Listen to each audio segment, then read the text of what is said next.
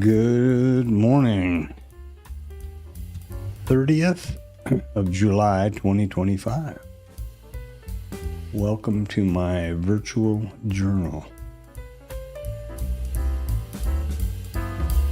Well, it seems like everything is ticking along. I was just noticing that the thumbnail there, I need to change that. The thumbnail graphic on the starting soon is showing the ES trading in the 4s. How long ago was that? A couple thousand points ago, huh? Wow, that's a long time. So good morning. This is my virtual trading journal. Obviously, it is not for financial or trade advice. There's a disclaimer in the description here. Please read that if you have any question.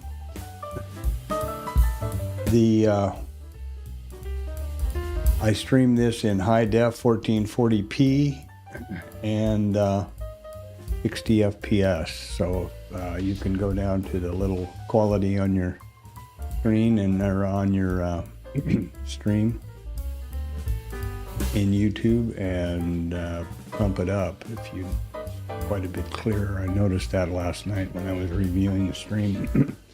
It was only on my machine, original, the one I was reviewing on was only 1760p and it's pretty blurry, so be sure you do that. The stream is not monetized in any way, so I really am honored by and appreciate your likes and subscription. I start every morning at 8 o'clock with this brief description of what we're doing here, and then we'll get into the numbers in the pre-market. The purpose of the stream is to provide accountability and complete transparency for my trading. This is a TopStep combine. The concept here is that I take it from, starting through the XFA and live account, and every step of the way is completely transparent and accountable. There's absolutely no trades taken off the stream, and that's why it is so long every day, because I don't want a situation where I've ended the stream and then something comes up and a trade presents itself and I take it. That would defeat the whole commitment that I have here. So that's where we are there. Now, I don't guess it's that I need to say that we are in a huge, kind of an atypical week, really, because of the tremendous amount of numbers and reporting for earnings this week. Now, here's today's numbers in investing.com, which is free, as is the Financial Juice, both of the ones I use. We've had the ADP change this morning at 7:15, and we've got the GDP was out at 7:30. The big boogaboo of the day, of course, is going to be the FOMC rate decision and the press conference at 1300 and then 1330 for today. There is a pile of major earnings. Microsoft, Meta, Qualcomm, on and on and on and on through this entire list. This list is just for today. The way you use this, of course, you can set the filters for your time zone and what you're interested in or not. And then the little moon here, the little quarter moon, means they're reporting after the close. And the sun means they reported before the open, or will report before the open. Any times that you see here, by the way, are Central Standard Time that I refer to, or which are on my charts. Now, also, we have Financial Juice, which is also free. You can pay for, both have subscriptions available for more real time or live or whatever it is, but the data comes out pretty much the same, and I don't see the difference. I don't see why, and I think it's a better example for me to put these out in the free format. Now, this week is huge for numbers all week. And more importantly, perhaps, is the economic calendar for the week. Starting yesterday, there were 19 three-star events through the balance of the week. 19. Tomorrow we have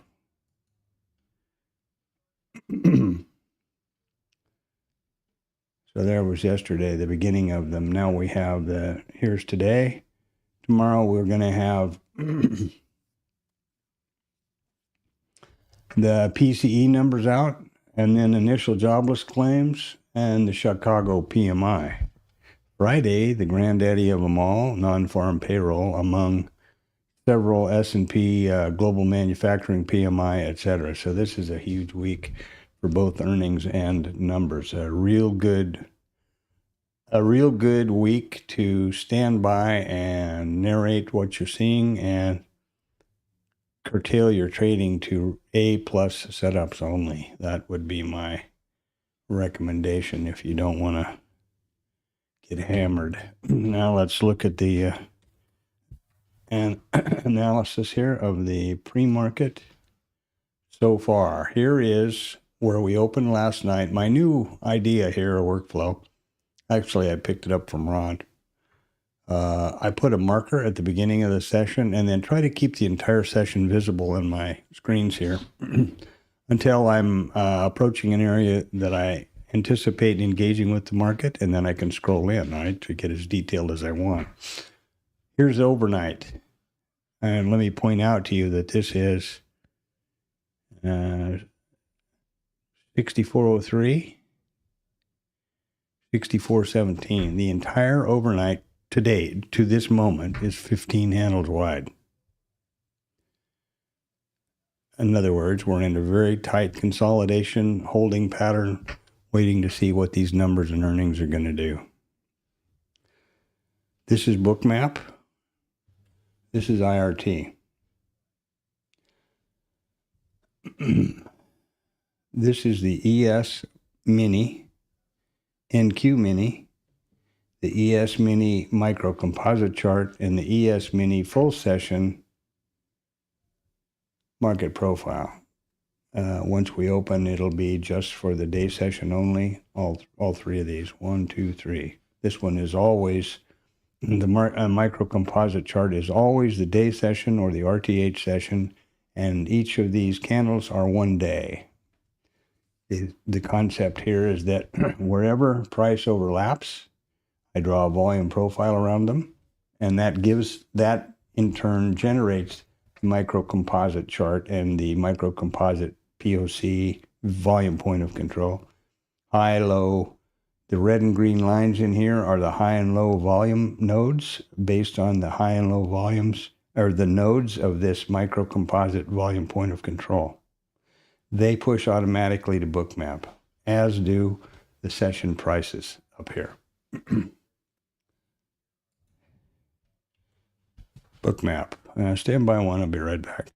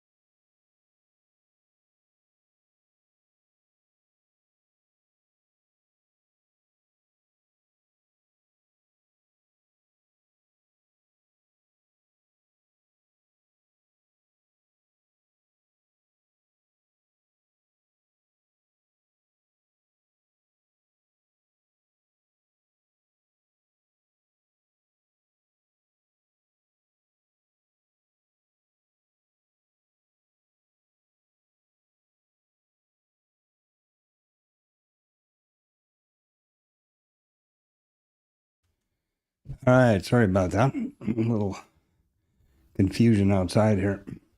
So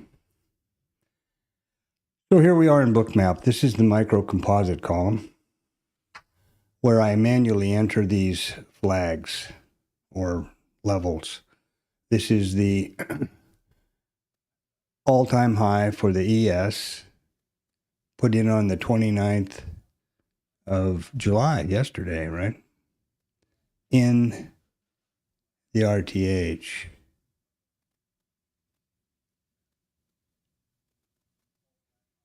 And that's giving me pause. I'm not seeing the right flags here. Anyway, my workflow with these, and these are naked volume points of control. My workflow with these are once they've been traded over, then I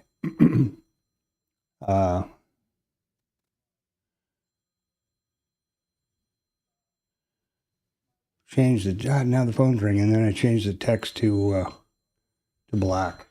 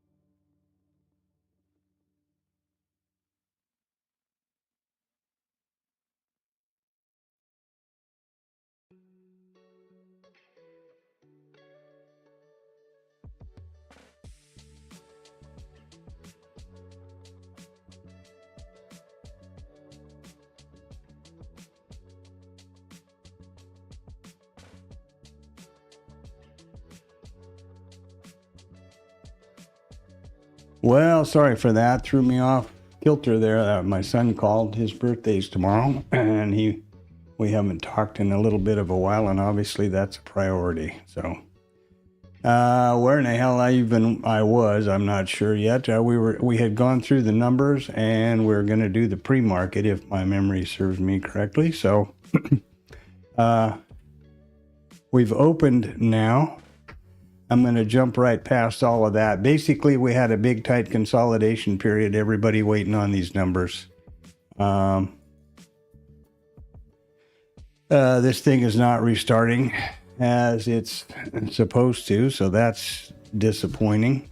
I didn't get the statistics in here yet. I'll go back, loop back over those after we get this open out of our way. That was kind of threw me on my back foot there. Sorry about that. I tell you, if there was ever a good day to stay away, that's probably it. And these two next couple of days here. So there's our open. And I guess we had a little pop up here.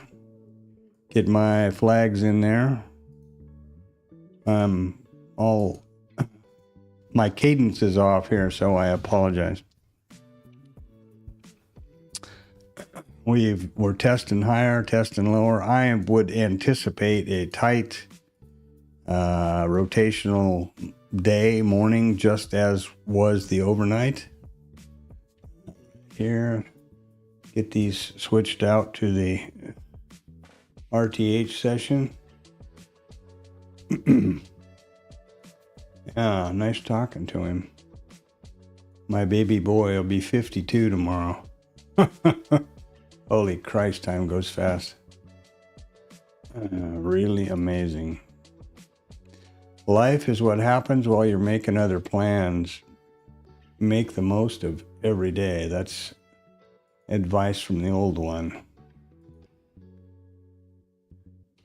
Come on. There we go. I'll try to pick this up kind of where I left off.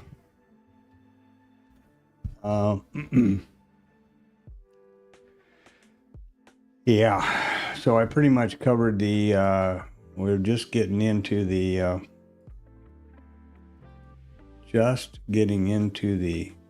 pre-market analysis. I would expect here, now this is we're now on the day session only, or the RTH session. So here's yesterday.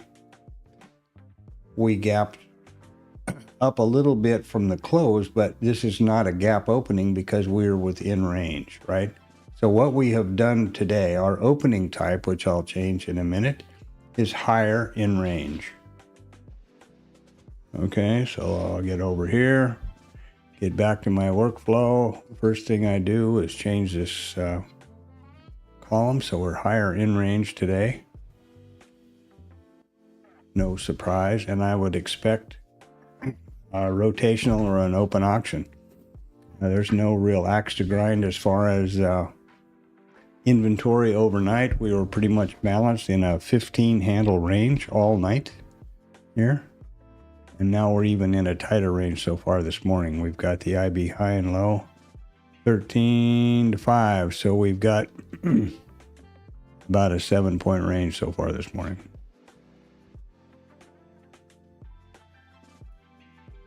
Yeah.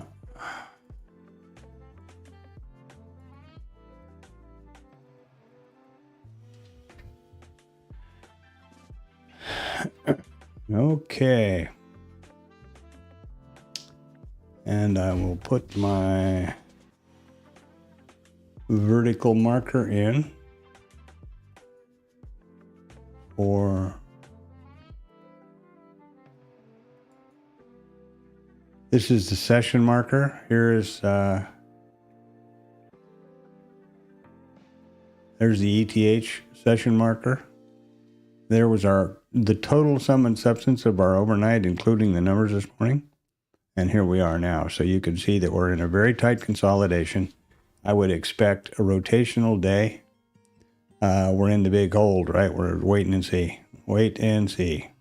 I don't think there's going to be anything to see this afternoon. The rate decision is at 1300, and then the press conference at 1330.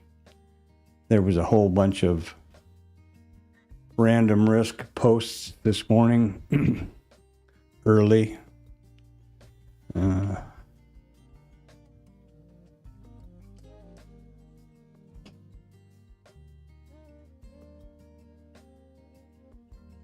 All this red is Truth Social, and we're going to, tariff talk and things like that. I'm referring to all of that now as random risk because that's how I see it. I don't see any way that we know, there's no way to plan on that. They're not scheduled here anywhere. Sometimes there are, like here, science congressional bill at 12 o'clock. Okay, that's very definitely, that's in the schedule on the docket, and that's great. You can be aware of that and expect some sort of movement. And it's ahead of the interest rate decision, so as well as I do, or at least I'd bet a buck on the fact that there'll be a whole lot of conversation about that in the press briefing or whatever about the rate decision. So that's good that's the kind of thing, but very seldom is that the case, and that's why I call them random risks, because we don't know. And that's a new dynamic that hasn't been in the market before.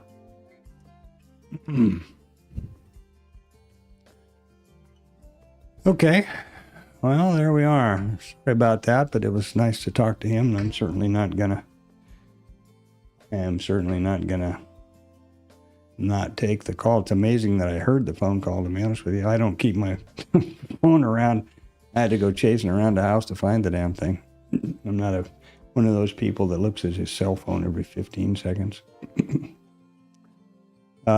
used to have a guy at work that in the office when I was doing that. It was so funny. He had a cadence like dancing. His body kind of swung, and every second step his hand would go out and he'd glance at his cell phone. It was funny. It was like, it was a joke with him, and my great sense of humor. It was a joke with him and in the office. It was pretty funny. Okay, let's get to the statistics quickly now. Where the hell am I? Got the open, got the pre-market and statistics, which got brought to a close. We haven't gapped up or down. That's good. I'll tell you something we ought to do first and foremost here before I start hitting the statistics. It would be a really good idea to be able to trade, should a trade present itself.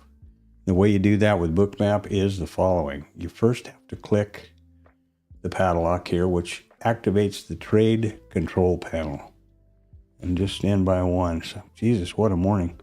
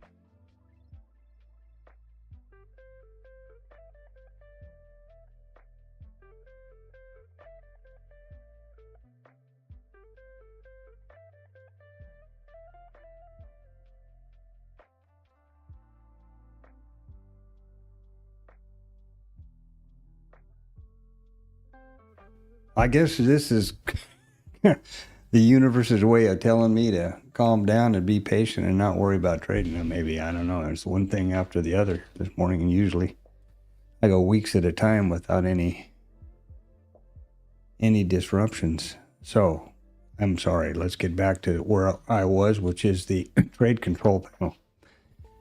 In order to trade with your mouse with Bookmap, you need to select a method that you're going to interact with the application. If you choose chart, the only place you can trade with your mouse is in this active data column. You see how the mouse is a little dollar sign and over here it's an arrow?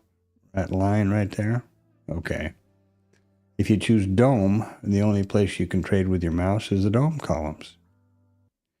If you choose both, you can use either.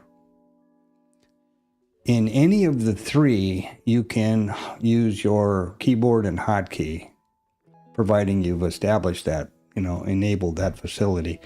The only thing about your keyboard is keyboarding or hotkeying is that you need to have the computer focus on the Bookmap application for that to work. And that's perfectly normal with regard to any Windows, and I think Apple OS as well. Of course, when you're trading with your mouse, that automatically brings the focus, so that's not an issue.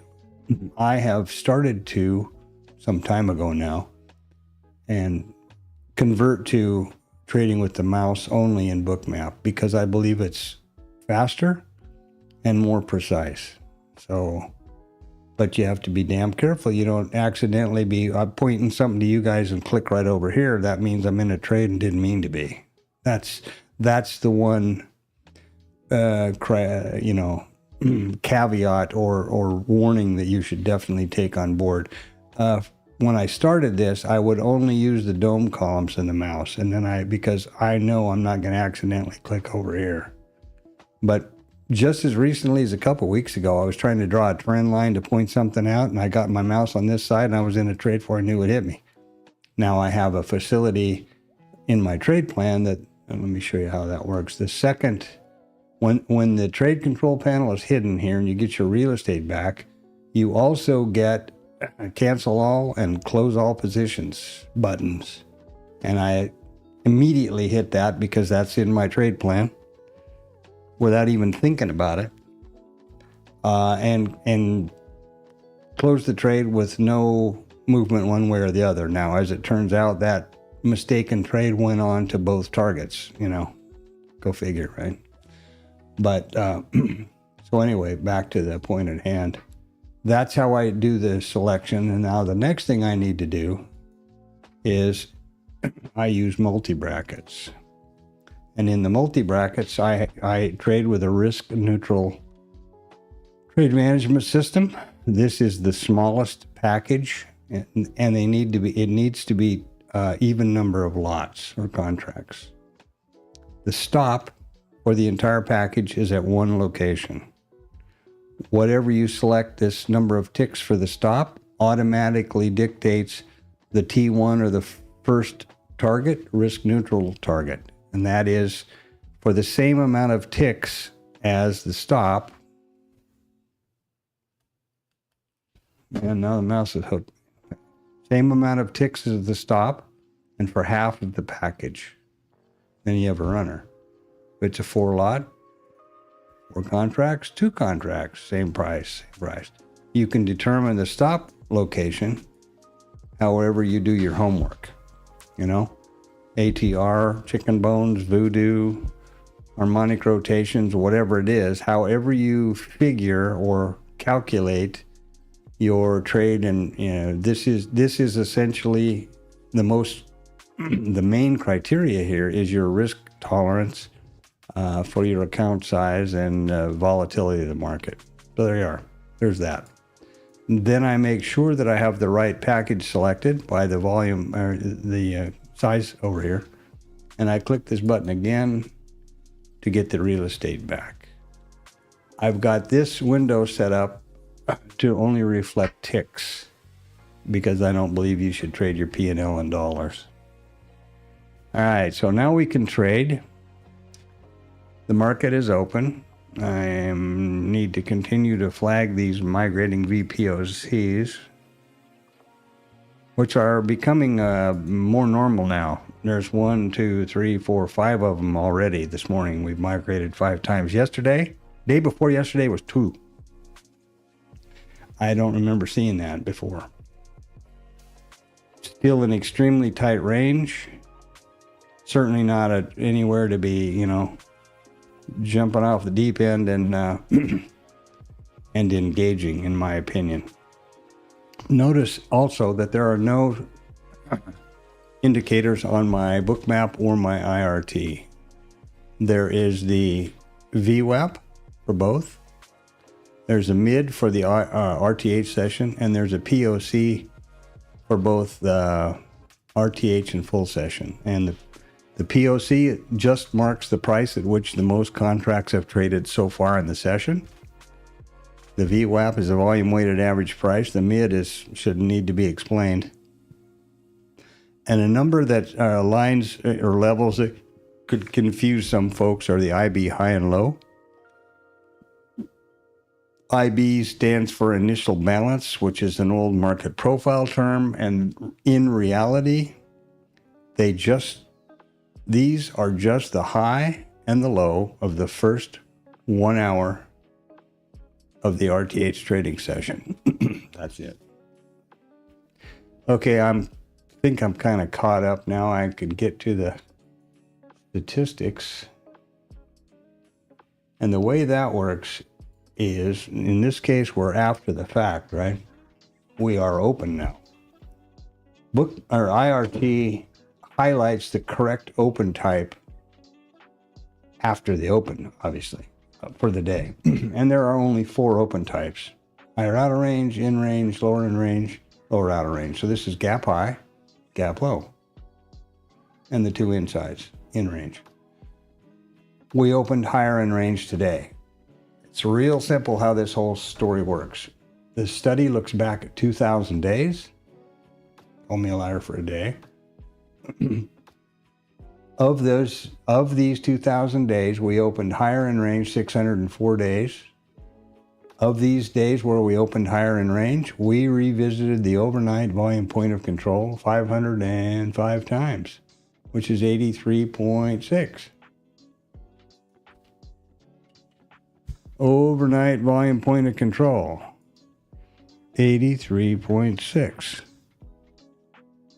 And I don't guess we need that point in there, or that plus sign very bad. And that's how you do the statistics. Now, obviously, it's kind of ridiculous at this point because we have already revisited this, as we have the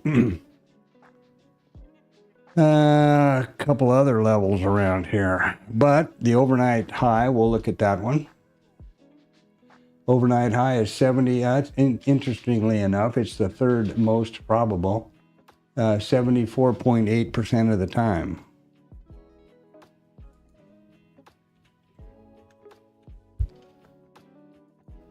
And the overnight mid, which we have already done, and it is laying somewhere around here, right here. It is right there under the this global VWAP. Is the overnight mid, and that was the second most probable, which is 77.3% of the time.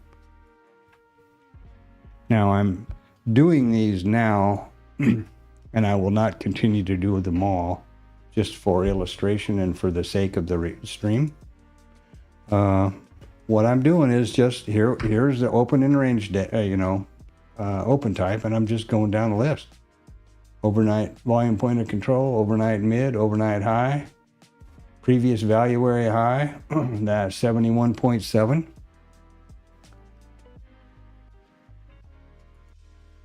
And that's right here, 71.7. And there we go. The difference between the value area high and the developing value area high or low are, developing is for this current auction. The value area high and low represent the previous auction.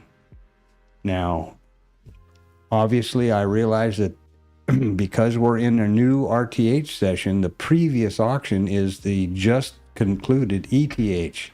That's why I changed my charting from full session to RTH session only. By doing that, these levels over here, which are pushed from Bookmap, pushed from IRT, represent correctly. Okay, so when we're only looking at the RTH session, the previous session is right here. This is yesterday's RTH. Here's today's RTH. Here's yesterday's RTH. The previous RTH value area high is right here. And that's it right there. So there you go. Okay, now that's clear, I hope. What else we got down here? Let's look below us. Overnight low, we haven't got down there yet. Let's take a look at that. Maybe that's a statistic we want to be interested in. I don't know.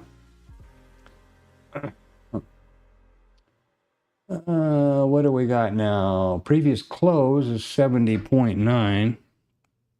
Okay. 70.9. There you are.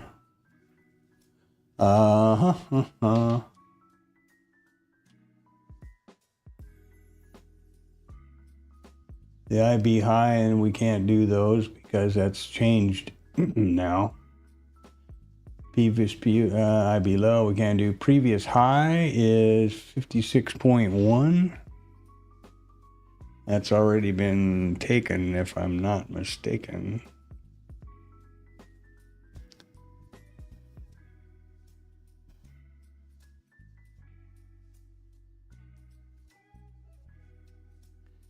I got this off. I don't know how the hell I did that. I have to think about this for a second. Yesterday was the 29th, was it not? And it's the RTH session, so the all-time high in yesterday's RTH is right there. Now, something that should be a warning or a bit of an alarm. This is the full session high, the previous Globex high, meaning that yesterday's ETH session, we put in a high above the RTH session. So the Globex all-time high is really up here, and this is the RTH all-time high. Typically, these guys can't stand to have the overnight traders hold records or levels or something. So I'm not sure how I missed that. I guess I was busy last night. It's been kind of confusing couple of days here, I guess. Okay, what else we have here? Previous value area low is 54.8.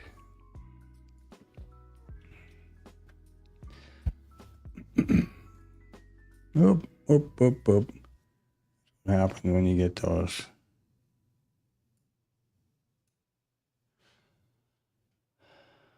Overnight low, that's what I was looking for, 49.8. So, what would you imagine?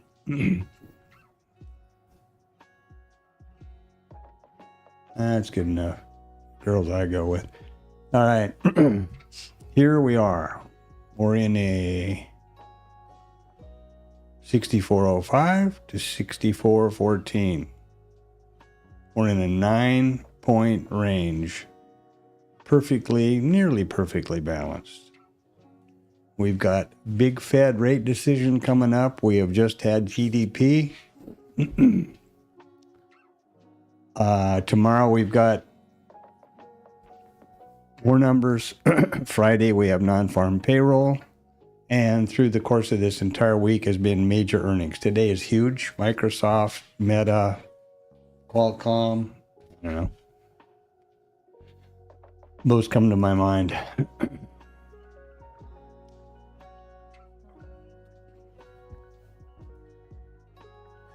So there you have it. Now something that I didn't do yet.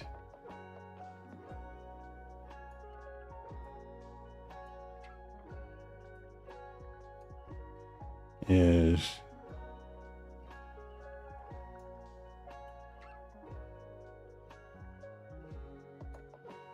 my TLab snap. This is all late and after the fact now, but I'm going to continue on because I'm OCD, I guess.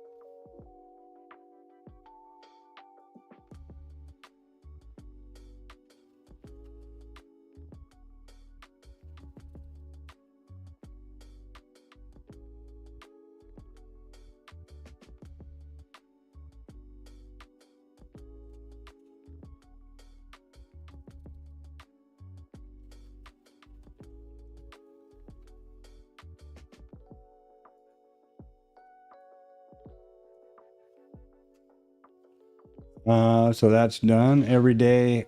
Okay, the TLab, first of all, I guess I better finish that whole spiel. Oh, we got a crazy Ivan here. There you go.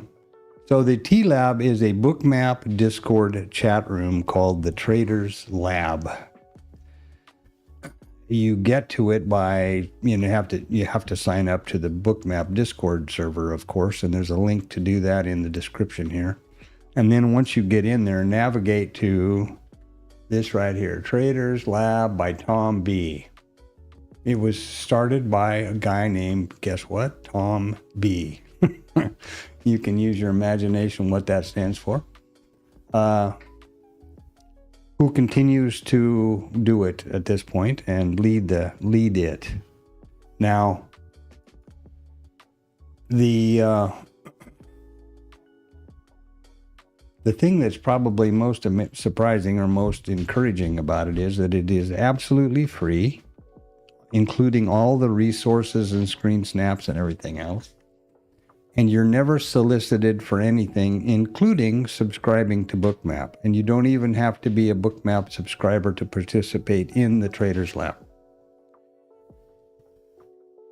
I certainly don't recommend or any of the other chat rooms in the Bookmap Discord server or anywhere else, because I haven't been to them, so how could I recommend them or not? I did visit two others once for a brief period of time, and they were more typical in that the leader of the room or the person was busy trying to sell something from about the third word out of their mouth. And that's perfectly fine, don't get me wrong. And it's absolutely 100% Bookmap's business if that's what they choose to support. But I don't, it's not interesting to me, and I don't think it's very conducive to what I believe is the important part, and that's helping traders develop to achieve sustainable, consistent profitability. On the other hand, Tom B is a professional trader. He's been at this game for 46 plus years. And I believe he genuinely cares and tries to help people improve and reach sustainability and profitability. I think that's evident by the fact that he doesn't try to charge or sell anything. And I should also say that I agree with his risk management and his trade management policies and philosophies and stuff like that. So, that it resonates with me. If it doesn't resonate with you, that's perfectly fine. But that's the story there.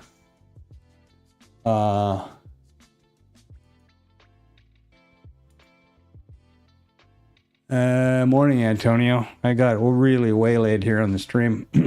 My son called about 5 minutes before 8:30, and everything went upside down.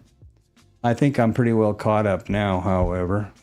His birthday's tomorrow, and we haven't talked in a little bit. He's in Colorado. So I think I've gotten myself caught up. I'm just going through the TLab thing now and did the snap and whatever else. Yeah, so Tom B is, and he doesn't call trades and he doesn't trade live. So in reality, I have no clue. You know, he could be the ultimate bullshit guy. I have no clue, but I definitely do not believe that. I believe he is exactly the genuine article. And that's why every day I put this endorsement and whatnot here in the stream, because I believe that. So there you go. And if you don't, that's up to you and whatever else you want to do. You know, I mean, that's just my opinion. Remember, this is my journal and I'm talking to myself here. So that's where we are. Now, I think more or less I'm caught up. Yeah, pretty much up to the open. I've put in the two lot. I showed you how to do the two lot. Oh, I know something I forgot to do here. Oh, I would have been so disappointed. I didn't do the multi-trade account. Now, as I said earlier in the stream, this is a TopStep combine or evaluation account, whatever you want to call it.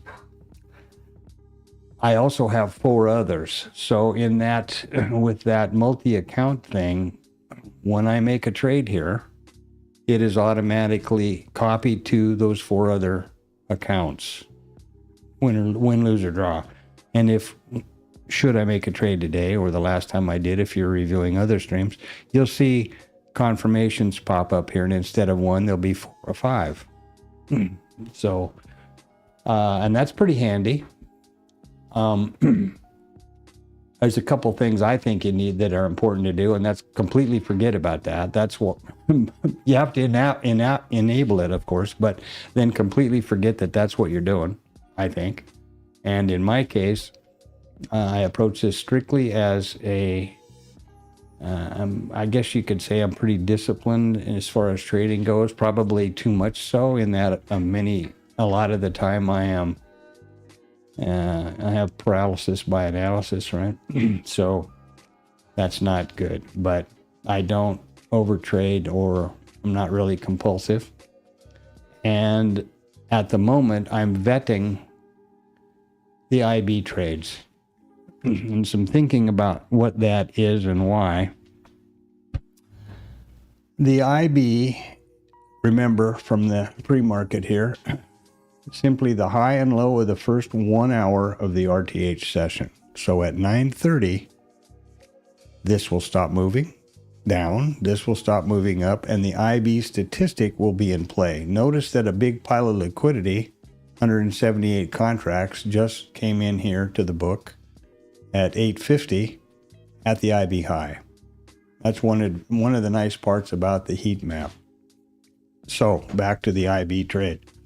There's a well-known statistic from the market profile days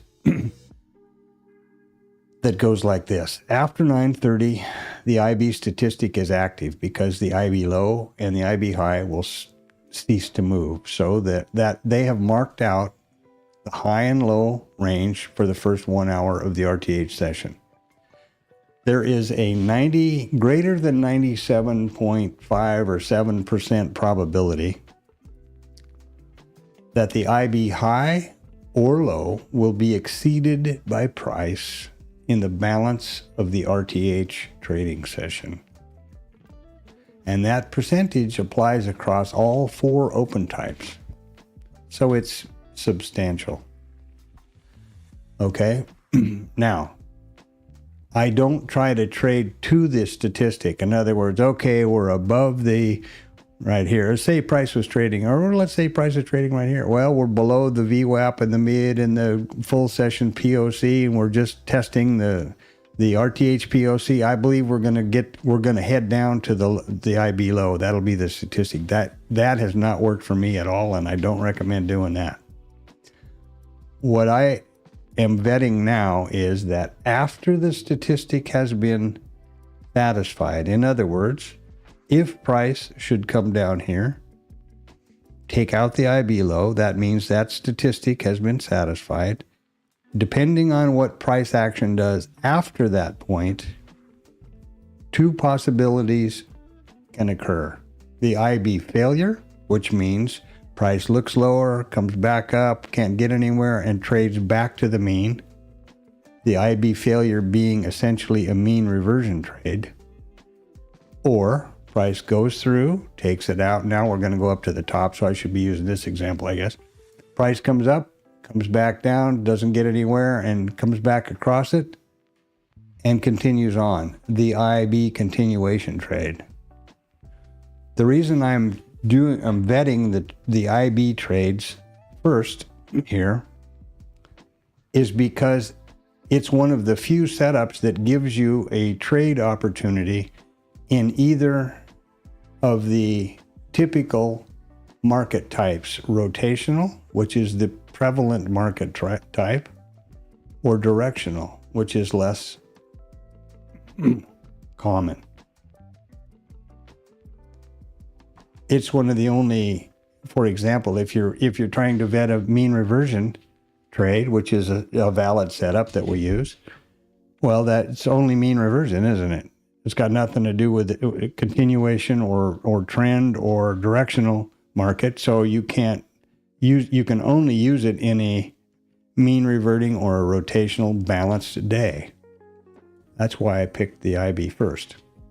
So I'm in the process of doing that, and what does that mean? That means that I've got nothing to do except watch the market and, talk too much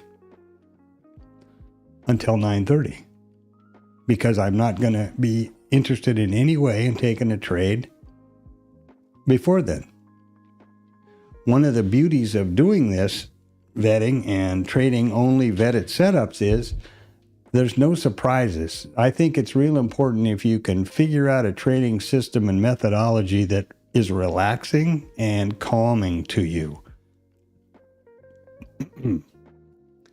There's no surprises. Oh, Jesus, let's get, clicking the mouse like you're killing snakes. The IB, now I can start to expect which of the trades I would anticipate to happen today as we near 9:30. That's a big help, in my opinion. And that lends itself to the idea of trading as a business, not a video game or gambling. And I'll take a break here for a minute and make sure everything else is going okay. Yeah, it's great. We talk frequently, but we haven't for a couple of weeks. His birthday's tomorrow, and he'll be 52. Jesus Christ, amazing. It's amazing to say that.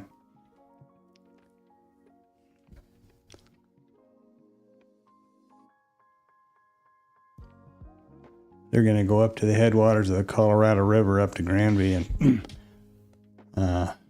we've got a nice cabin and stuff up there for 3 or 4 days. Next week, not this weekend, but next week.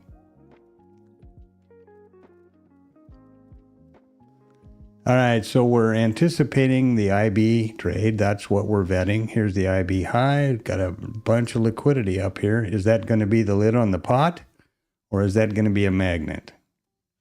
Well, it's a little deceptive because there is $177 at $14.75, right? Well, here's $1.72 at $64.05, just below them. Perfectly bracketed on the IBs. This market is, they're just waiting for people who can't stand it, They're making a big batch of retail soup, and they're just waiting for those guys to start jumping in the blender. That's my opinion. Of all days for him to call and, interrupt the pre-market and all of that, which is great. This is a perfect day for it. So we have the big Fed announcement at 1300. Of course, Trump has scheduled a bill signing. I'm not sure what bill that is, but I've lost all track of those things. At 12. My anticipation then is that there will be a lot of commentary, comments, whatever, regarding Powell and the rates and those kind of things in advance of the rate decision and then the rate press, the Fed decision rate decision press conference is at 1:30. And to repeat the buttload of earnings today and big ones, Meta and Apple and Meta and Microsoft and Qualcomm, a lot. So I think I'm sort of, yeah. And here you have the micro composite, right? There's a perfect example of what we're doing. This is the micro composite VPOC. Here we were all excited about new highs. Yesterday traded down and took that VPOC out, but did not move it. It did not go anyplace. Maybe it's better to do that. Maybe it's clearer. You see that even with all this volume and all this activity, the VPOC stayed exactly at the same level that it was. This morning we've opened a little bit of a, whatever this is called, doji, I guess, and just touched the MCVPOC by a tick. We are at all-time highs up here. This is the all-time high in the RTH, and the ETH, as I said, in the pre-market is just up above us. This is the the daily session or RTH session only. That is typically how I do the micro composite. And here, what does the market do? The market goes up to go down and goes down to go up. This is looking back to February. Now let's see if we can get this back to, there you go. Here's the election. Here's, well, we're gonna tear up everybody, and those islands full of penguins are in deep shit. And up we go. My opinion of these latest strength moves is that the market is signaling appreciation and agreement with Fed Chair Powell for sticking to his guns and what is his mandate, not being overpressured or pressured by the administration. And in my just standing here, not to be political, I can't think of a single other person inside the Beltway that has stood their ground to the administration or to Trump. I can't think of anyone. Even in any of the, I suppose Bernie Sanders to some degree, but he just kind of, talks a lot. I don't know. But Powell very definitely has. And in my opinion, if the market didn't like what Powell was doing with rates, we would not be at all-time highs. Just like when they didn't like what was going on with tariffs, the bond market and the stock market fell out of bed, and we miraculously the next day had a 90-day pause, which incidentally hasn't been officially announced yet, but is unofficially been postponed again for another 90 days or so. That's what I think. Just personal. What do you call it? Opinion. Another pointer to this micro composite here is this black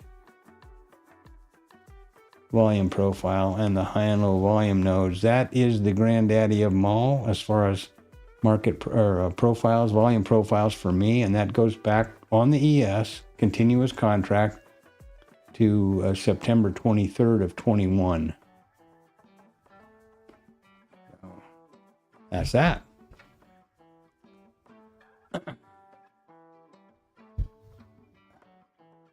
And why I think we're due for a day of reckoning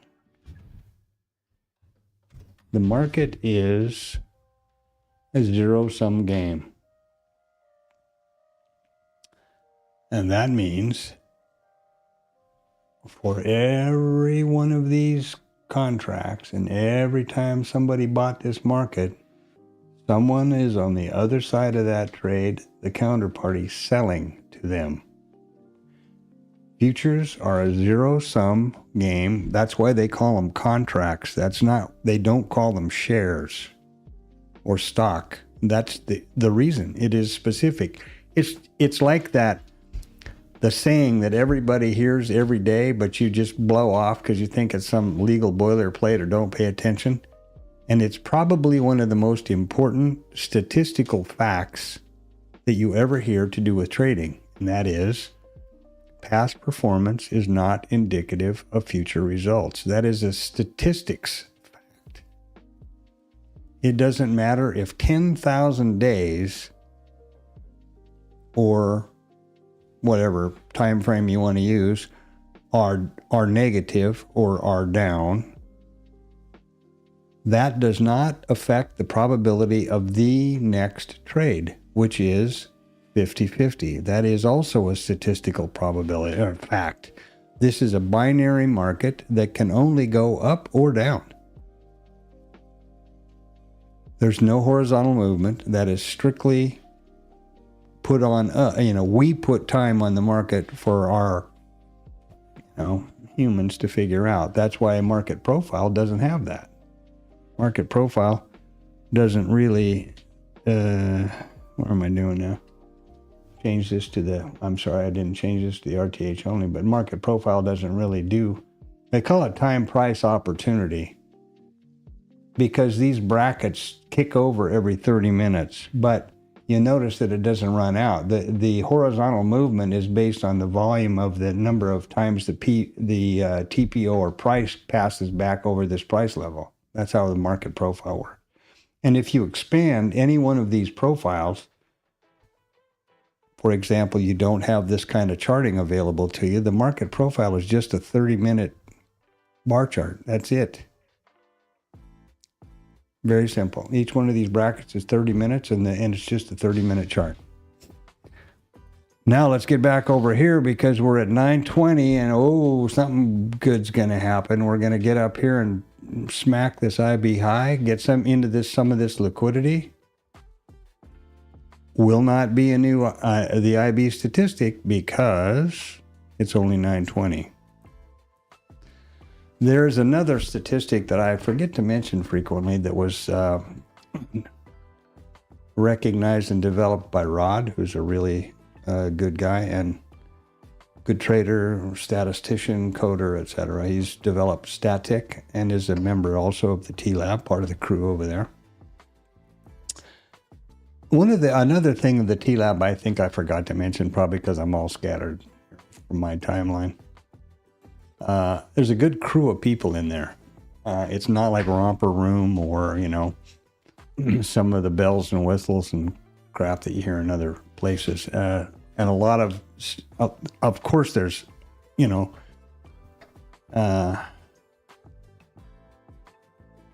exceptions to every rule, or every statement, but by and large, there's a lot of people there who are mature and looking to develop the same statistical ideas for a consistently profitable business of trading, not a video game or gambling or whatever, all of which are fine if that's what you want to do, but it isn't what I can't possibly afford to do that, and I don't want to.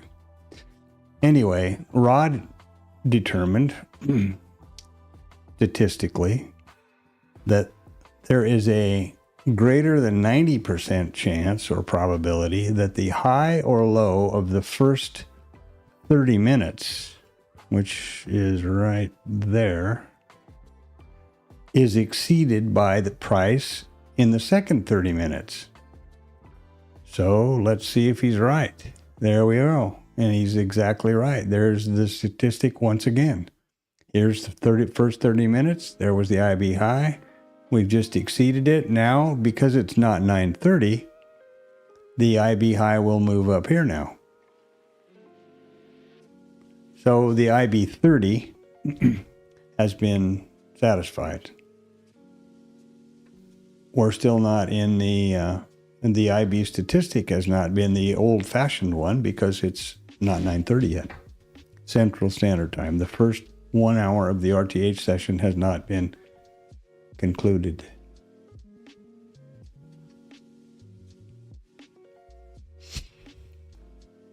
And what do we got here? I've switched this from full session to RTH session only.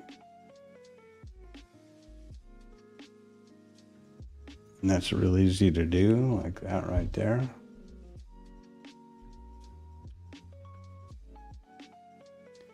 It's a little different. The market profile charting in IRT is a little different in every which way but loose than the regular charting. This is how you move from the split sessions on the regular charting.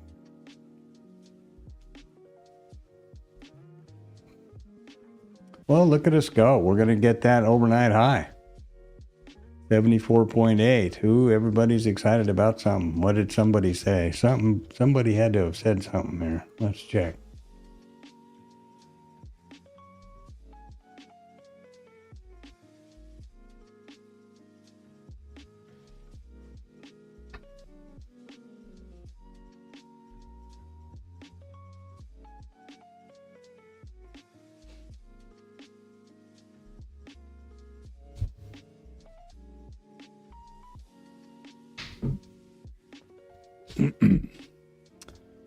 I see we're going to put 25% tariff on India because they've been buying energy from Russia.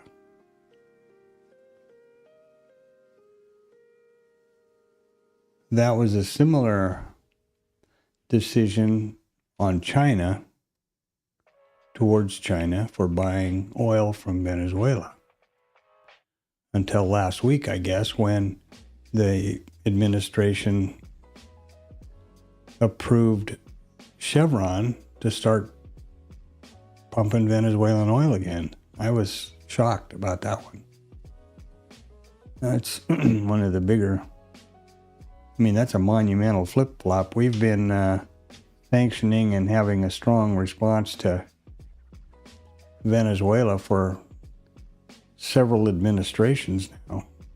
It was pretty shocking to me. I guess anything you can do to try to get more feathers in the nest, I guess. I don't know. So here we have now pushed up the IB high. Notice how the IB high line is now here and the flag is down here. That is not a bug. It's known condition, and I will explain right now so you don't think I'm crazy. Both the indicator for the line and the flag are driven by the exact same data from IRT, which is instantaneous. The difference is that with the cloud notes column, I'm only able to set the refresh to 1 minute. That is the smallest increment. And the people who did whoever it is that built this indicator obviously did it quicker. And you see now that the flags and the line are aligned.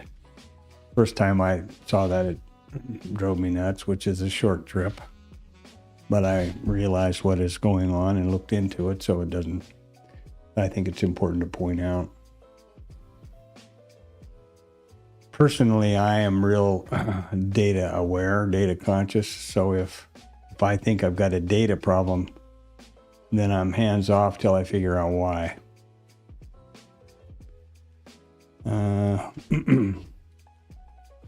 Because obviously you don't know, right? So seems like everything's working here. I'm hopeful.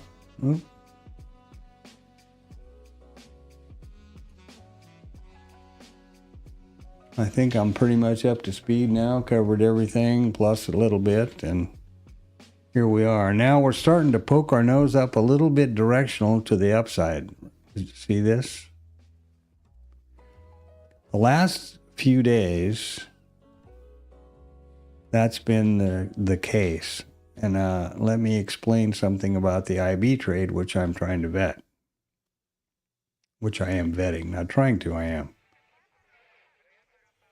As I said earlier, the IB failure is suggested by a balanced rotational day, because the IB failure is just another word for mean reversion from the IB.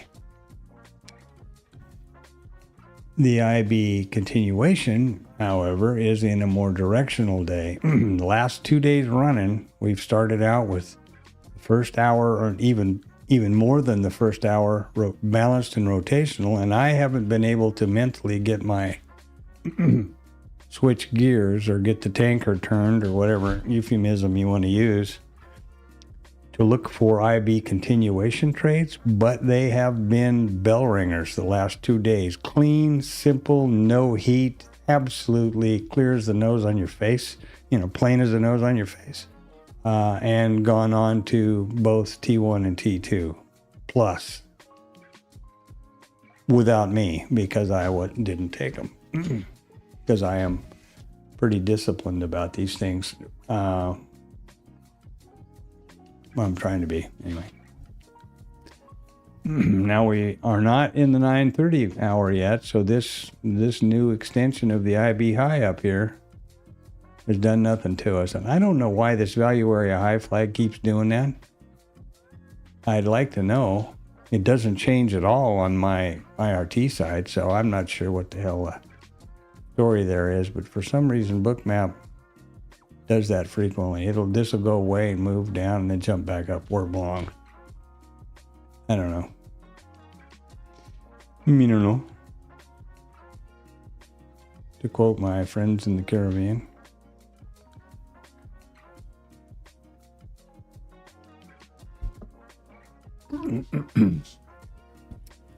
We are fast approaching 9:30 though. Here we come. I had to shoot number 4 right over here. Less than a minute now.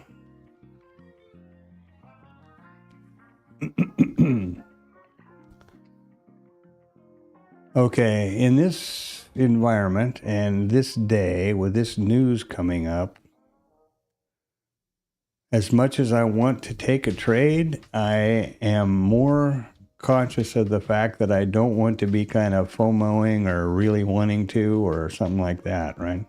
And forcing the issue, or more importantly, making up stuff. Humans are really good at seeing patterns or remembering things that are positive to them. I don't want that to be the case, so I'll be probably extra cautious today.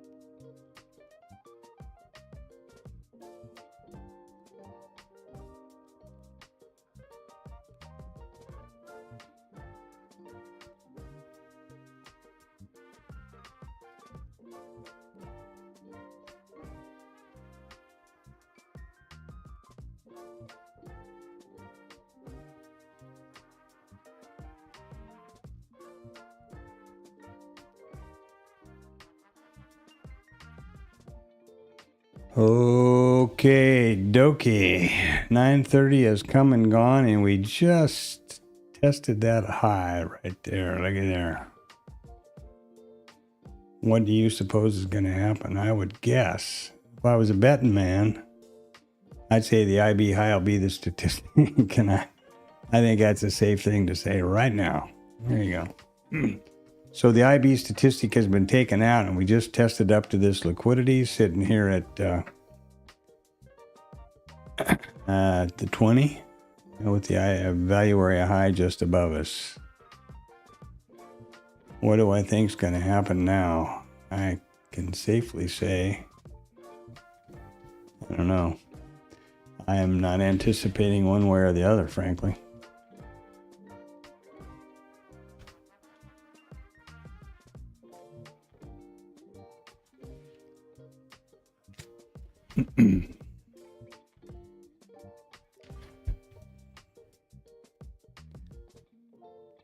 This is suggesting an IB continuation trade. Given the news and the political environment, I'm a little bit leery about that, but so we've tested through it, back down to it.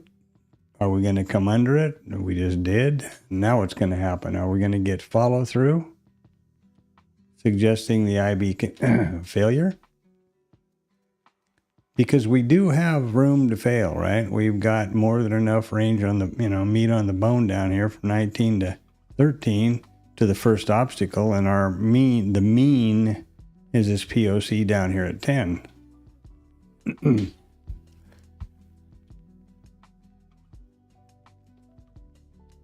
It's a big decision here on my part. And here's this value area high doing this nonsense again. I don't get it. I don't know why it's doing that. I don't know, what was that, 14 ever?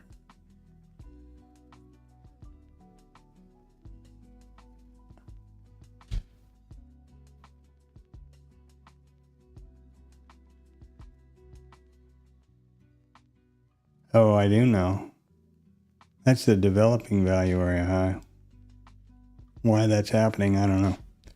So are we going to trade up and go for an IB continuation trade? That would be the setup, essentially. No follow through, back to the IB. Here's the IB high, or the value area high, going to jump back up here again in a minute.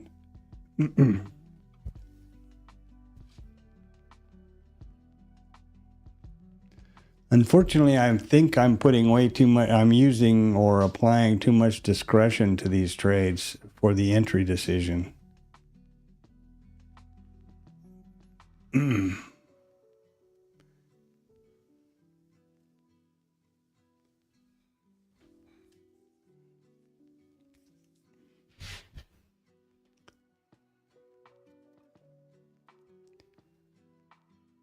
We are interestingly just at the value area high from yesterday also. So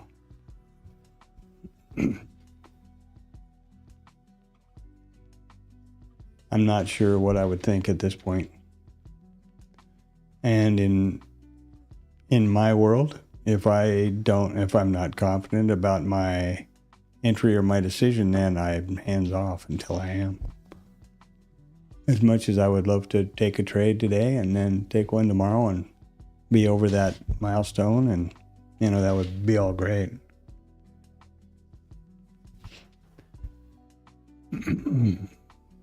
That starts to, I'm conscious of the fact that I'm thinking that way. What we're doing now is lower highs and lower lows, right? And somebody will say, yeah, that's a bull flag. The interesting part about trading is you can say something, there's a saying to go either way in any moment in the market. This looks to me to be we're into this consolidation here, right here. So if you got short off the top up here, you're just scaled. Congratulations.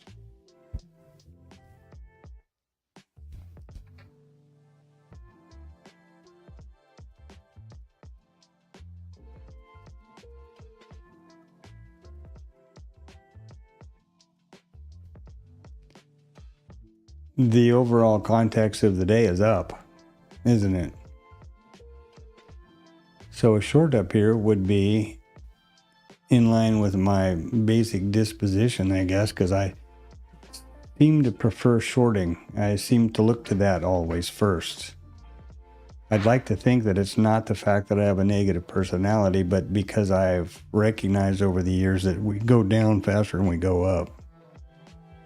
However, I'm trying to be diligent in alignment with context. And there's no question about the context today. So far is up. Except for this little guy right here. But there's where we opened and there's where we closed. Sweep, got some stops out, and then up we go. So essentially, this is likely a good long over here.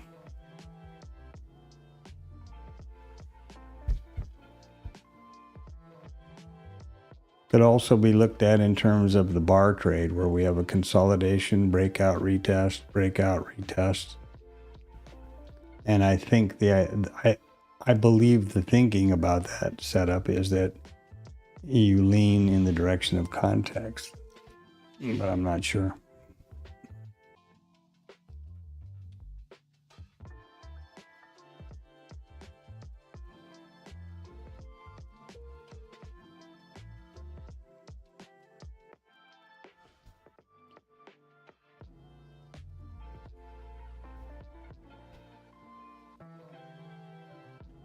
Well, we've just had the crude inventories out. Oh, now there's a little bit of an amendment to the day before yesterday. I think it was there was no qualifications that Chevron has been green lighted to resume pumping oil from Venezuela, despite all our sanctions and penalizing other countries for doing the same thing. Now it says that they received restricted U.S. authorization. What that means, restricted, in what way, how, by who, I don't know. I don't know. I know that I probably need to go out and get ready to put a trade on there. I'm going to go fill up my water bottle. Maybe if I can distract Mama, she baked a fresh batch of homemade croissants this morning. Maybe if I can distract her, I can snag one of them.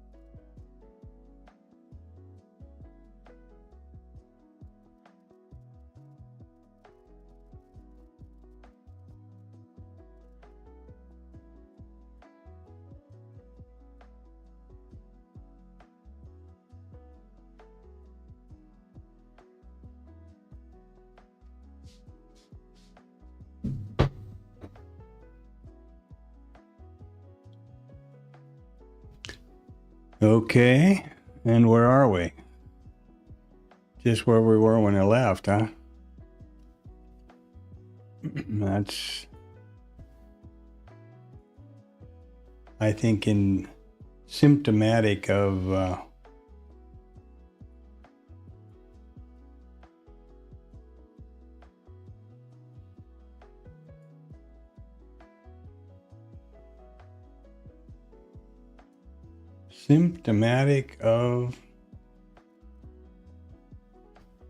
the day. Wow, what a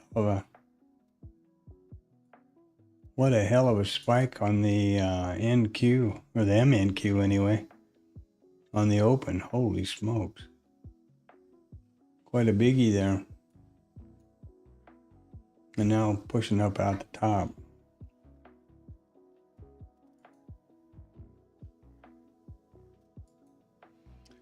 Bassett, or whatever his name is, talking. There's a couple of these administration guys that have developed a very advanced friendship with microphones and cameras, it seems like to me. Morning there, when you drop through the stream, smack the thumbs up and, you know, be honored to have you subscribe. Be really happy if you sent me a bunch of money, you know. At least I'm an honest influencer, right? Send money.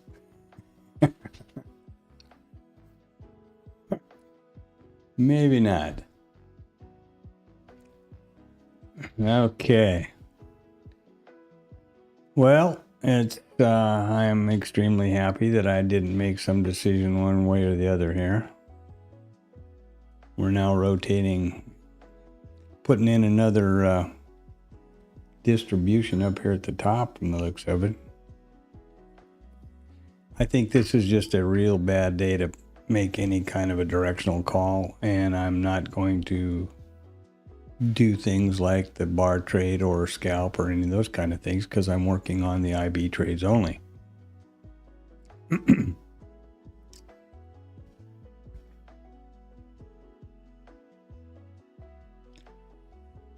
And again, if I was real, you know,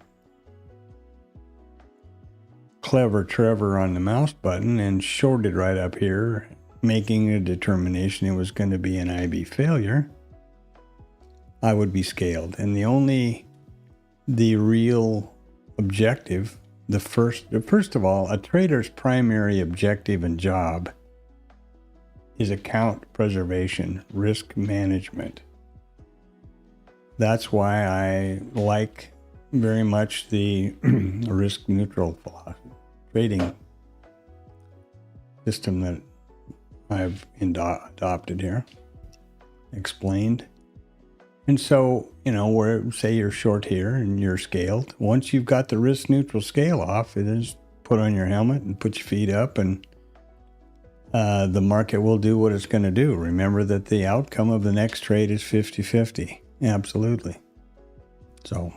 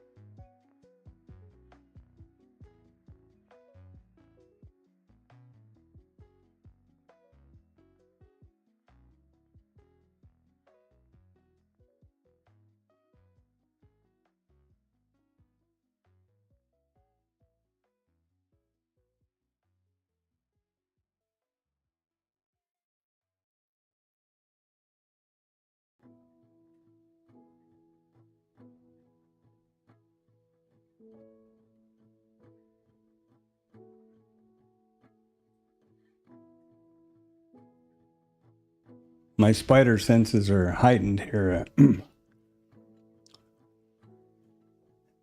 Aware that The market is essentially, in my opinion, the market is essentially just in a holding pattern, trying to sucker in getting some retail in here so they can, load up on positioning going into the news releases today. That's my opinion.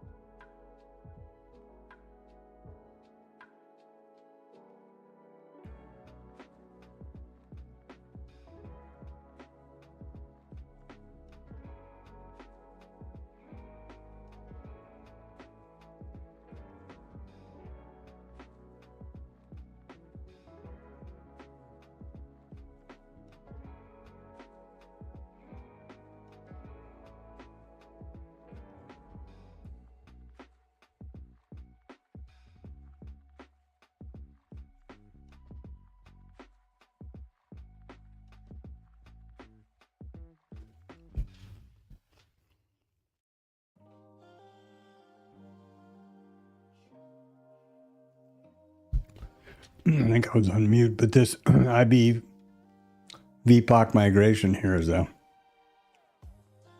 closely watched setup by quite a few. And in this case, it would be kind of a confirmation that we could expect an IB continuation. The problem with this one is it doesn't do me much good. I've not been able to get consistency with it, with the IB. I mean, with this VPOC migration trade, so I kind of discount it. Other than the fact that, by very definition, the VWAP, or VPOC here, the volume point of control, by definition is the point or the price at which the most contracts have traded so far in the session. Meaning it is the most accepted price by the market. When it migrates up like that, it suggests that acceptance is moving higher.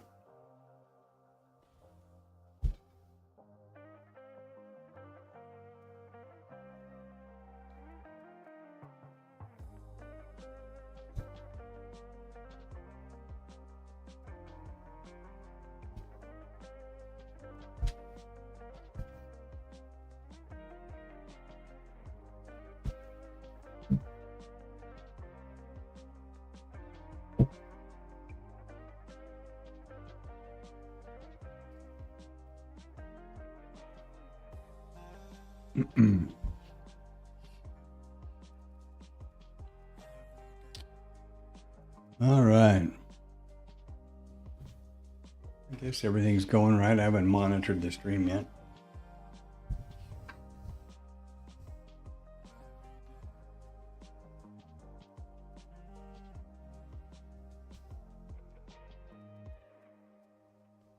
Sounds okay.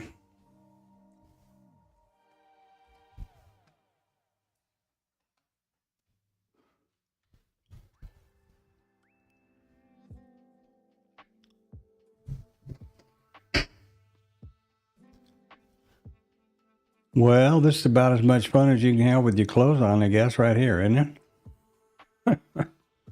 Maybe not. Maybe not.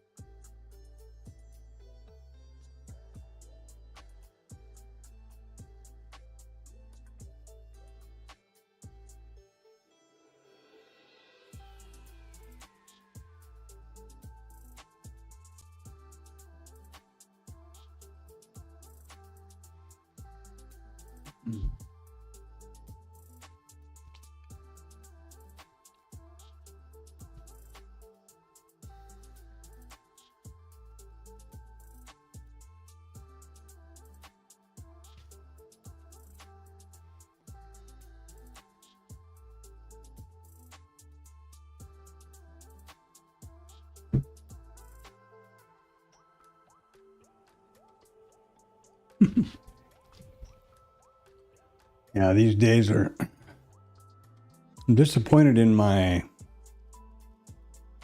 inability to properly read things the last couple of days. And the closer we get to this Fed thing and the non-farm, I typically stay away from those high market days. I mean, high volatility number days, because I think that's in a heightened risk, and I'm trying to not do that. You see how well I would do with the VPOC migration trades?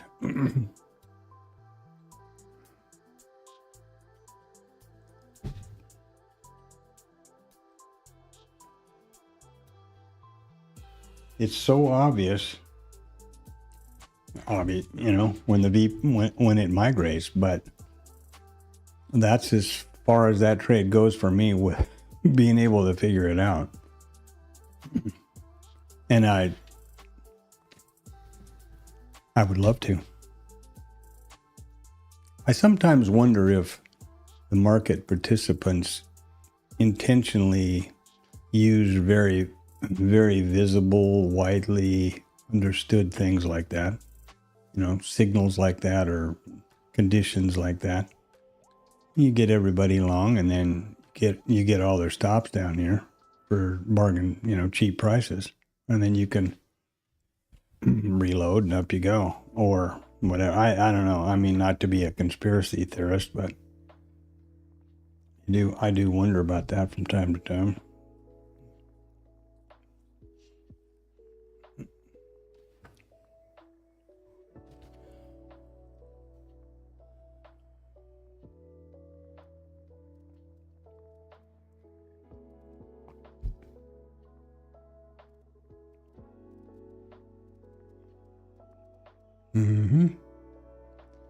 And there we go through that low volume node.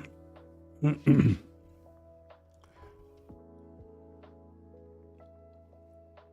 everybody that was hi-ho, up we go is now watching their stops go hit, and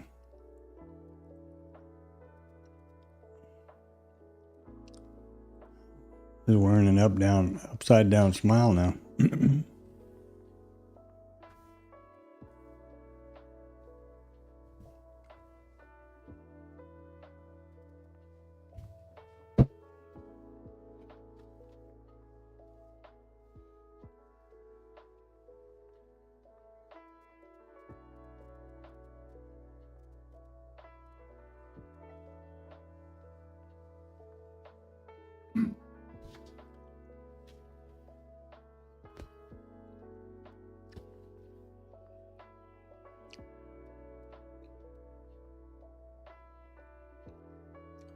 NQ is also selling down.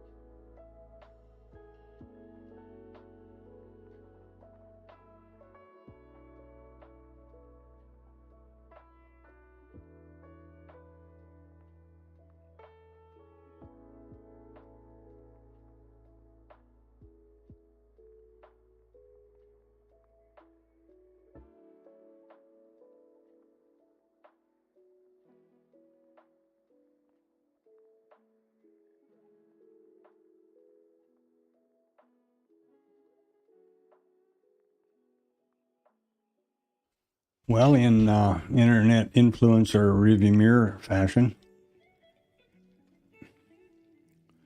the minute we broke through this liquidity, I got short. So we're hitting the IB failure here, rotating back down to the middle. We've got to get through these boys to the mid, which are the POC. Now the POC has moved, so that's not the case anymore, right? This is the mid. So mean reversion, this is the mean. We've reverted past there and then some. At this point, it was valid. And no, I didn't take it. It's just rearview mirror trading.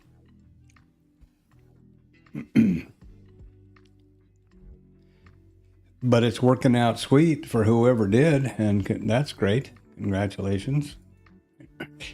Anybody that had that went that way. After the IB high and this little spike, and we didn't get any follow through right here, and that is after 9:30, so it is, this did satisfy the IB statistic.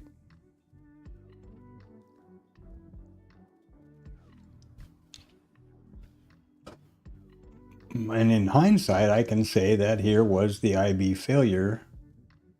Came back through it, tested up to it, here or here, short, right? And it's so easy in the rear view mirror as opposed to on the hard right edge. Where's it going to go now? Where's price going to be 5 minutes from now? That's all you need to know. 1 minute from now, hell, I guess.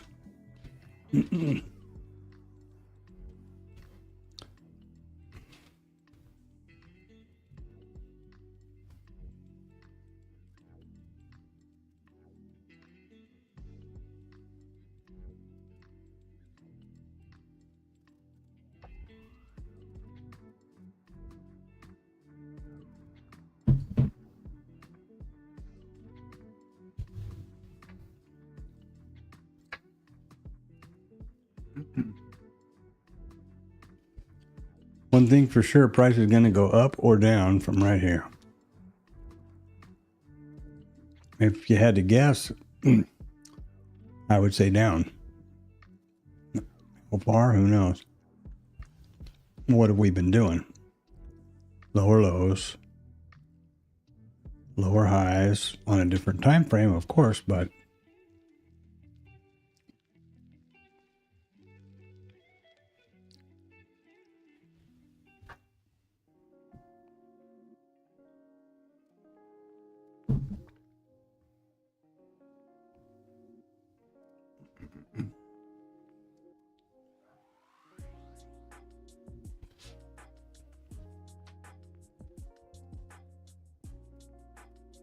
I would not be at all surprised if we didn't just rotate around here until 12, which when I believe there will be some random risk, a heightened, oh, what was that? That had to be news. I would say. Any more the minute there's any kind of, it's a little bit, maybe not quite as dramatic, but anytime I see any sharp move, the first thing I do is look at the news. I don't even think about putting on a trade because I'm 90% sure it's going to be some sort of random risk event.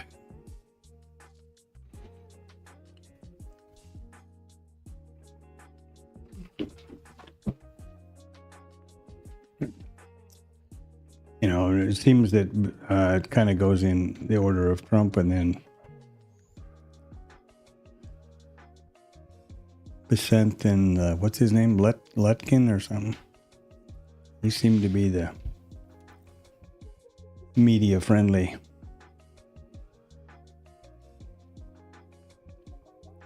cabinet makers or cabinet members.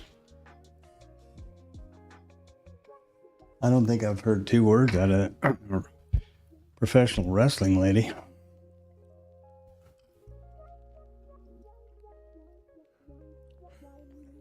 What a cabinet, huh? A heroin addict, a professional wrestler. Jesus Christ. Oh boy. If it wasn't so dangerous and sad, it would really be funny.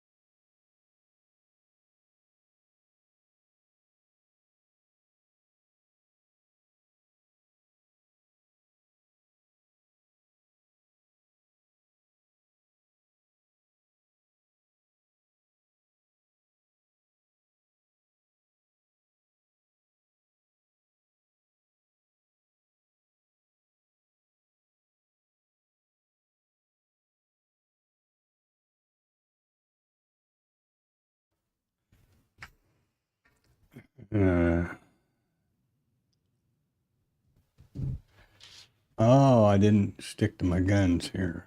Sorry. Okay, back to Rod's principle of keeping, and I really like this idea. I used to have a struggle a lot with keeping my sense of perspective and scale on Bookmap here. But I really find this works pretty well. I keep them $1 high, and I keep the entire session in view until I'm thinking I'm going to do something, which I'm not thinking of at this point. But now that IB failure is working out in spades, huh? Rearview mirror, absolutely not anything to be proud of. But I think you do need, or I need to review and observe, right? I mean, I need to look at this and think, okay, why was it just fear? Recent memory of price action in the last couple of days that I was not. I was obviously talking about the fact that I'm only doing the IB. I narrated that. I've described both the IB failure and the IB continuation and the reasons or the context within which each is more anticipated.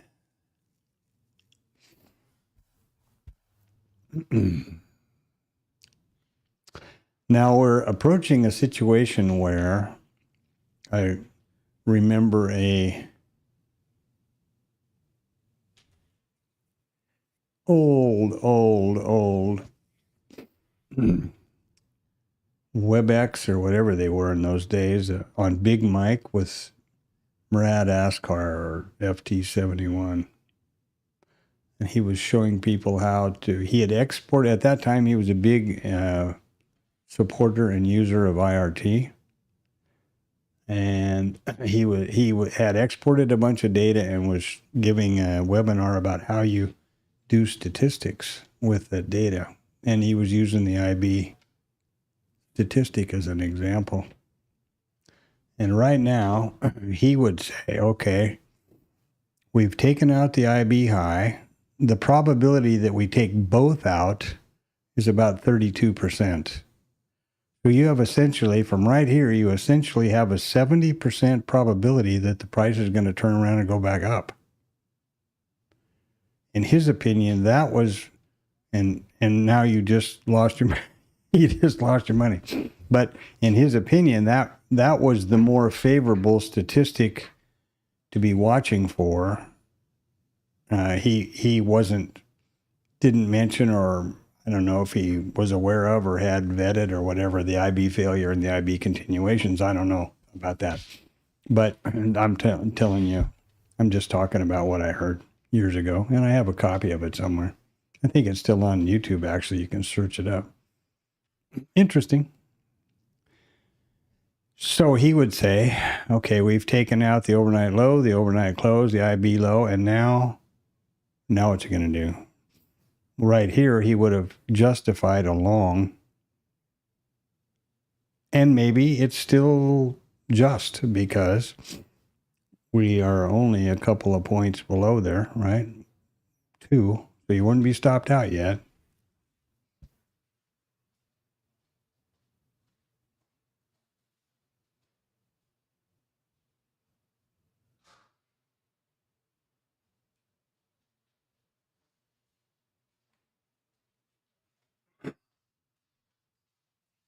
But what I'm doing right here, right now, is real dangerous because I am justifying varying ideas or varying trade, potential, strictly looking at the hindsight, which is absolutely dangerous and the wrong thing to do. I shouldn't do that. The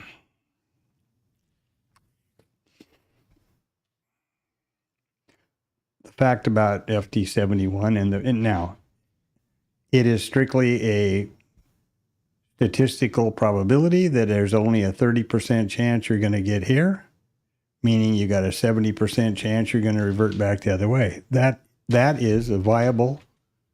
I've not done the statistics to vet that trade, whether, what percentage of the time does that pan out? Is it 70%? If you look at the statistics model here, in this open type, in this higher in range, 32.1% of the time, over 2,000 days, we have taken out the IB high and low 194 times, or 31%, 32%. So out of 2,000 days, round this up to 200, right? 1,700 days, 1,700 days. If you took that trade right there, it would have gone in your favor. Today, not so much.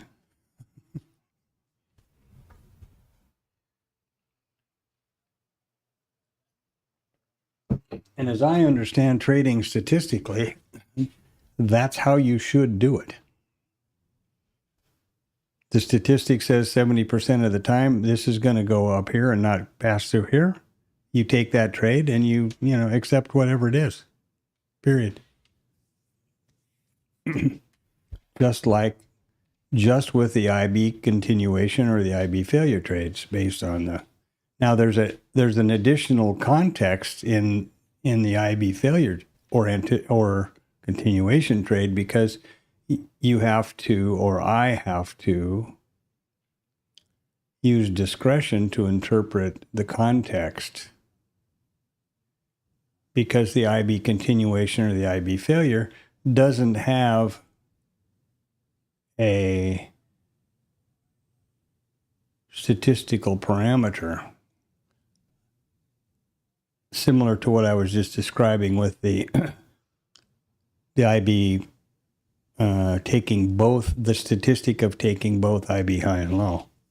So, maybe I shot myself in the foot there. Oh, what do you think, Tonio?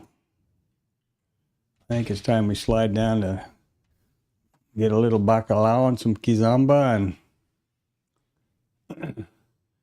rum drinks for the rest of the afternoon. Or sagres or whatever your beverage, adult beverage of choice there.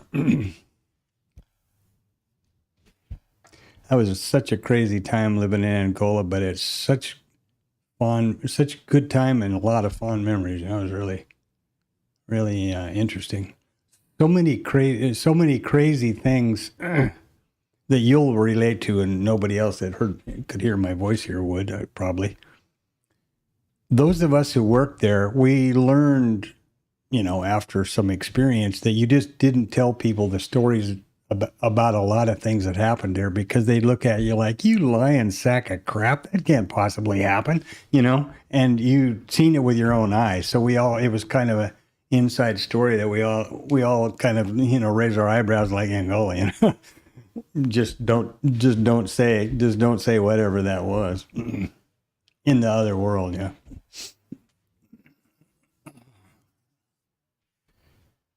Yeah.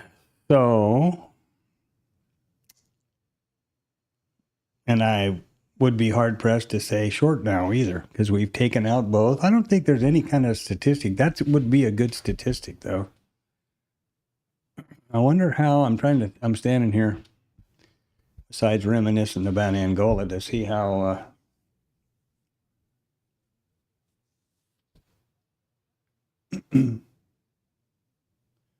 how would you put a statistic around the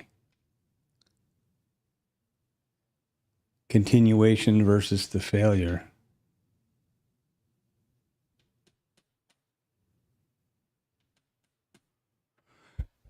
Because as I understand the trade, the determining factor is the context, essentially.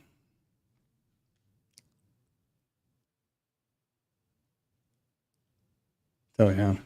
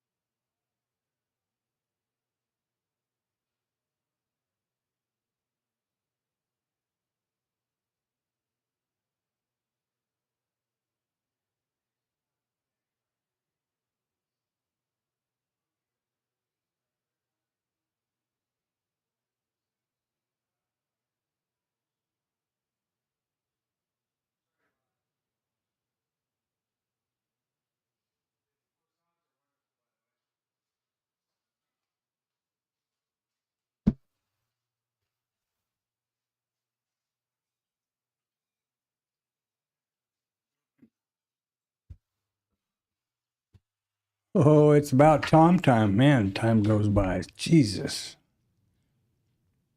I wish it'd go by faster and get to the news events so I can just go take a nap.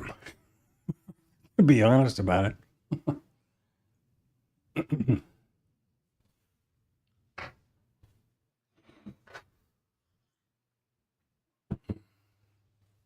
I try to review in the old days, I used to obviously participate in the TLab and listen to Tom's thing and whatever, stream. And then I started doing this, and I can't do both at the same time. So for a while, I would try to review the stream after, at night or whatever. But I got busy doing other stuff with this and with the market, actually. And I don't know whether I'm, lazy or tired or whatever, but I've just gotten away from actually reviewing that stream anymore. And that doesn't mean I don't think it's a good thing to do. I'm just being honest.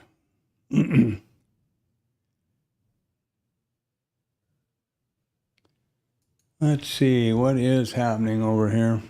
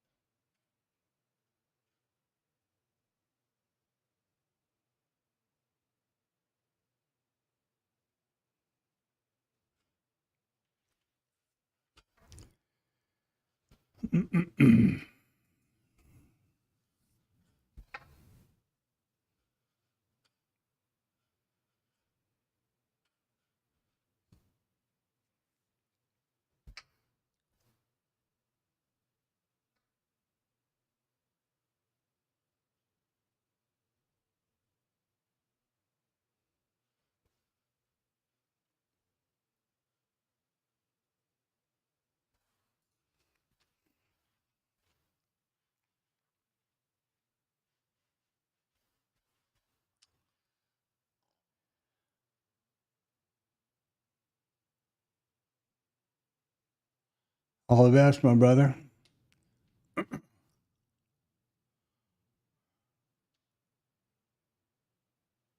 Boa noite.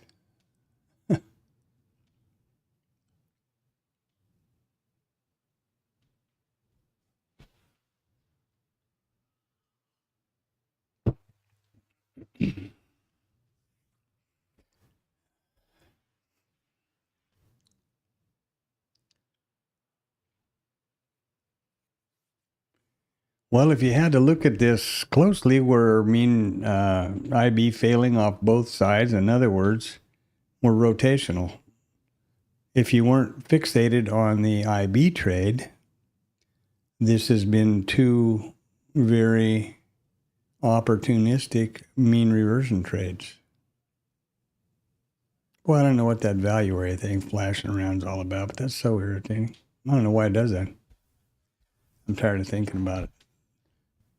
Spending hours trying to figure out something stupid like this thing, coming up with that deal about not being able to parse the CSV file. Well, I don't know what to tell you. I haven't changed any of those files, or the CSV files are these. These are pushed to CloudNotes by a CSV file, and they're working properly. They're being pushed like they have for the last couple of years. Just like this thing suddenly doesn't reset the volume profile as scheduled. All of this just started happening when I updated the last issue. So I'm assuming that by the time maybe the next update, it'll all come right. And in the meantime, I'll just tough it out. As an old guy used to say, if it breaks, fix it. If it breaks again, fix it again. If it breaks again and you can't fix it, do without.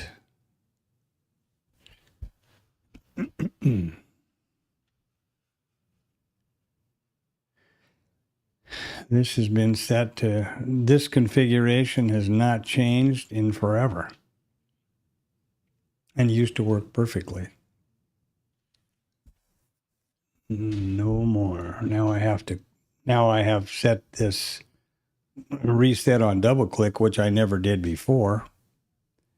And that's how I get it to reset at 8:30 in the morning.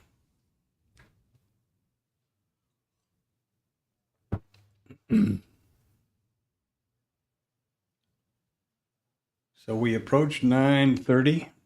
The RTH 1 goes away here in another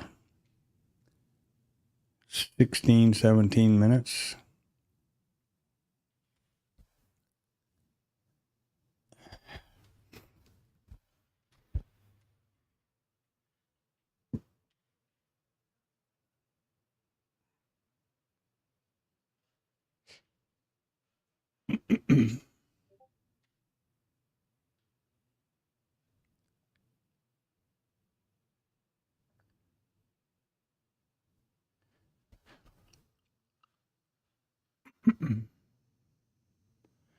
Well, what they have done essentially is trade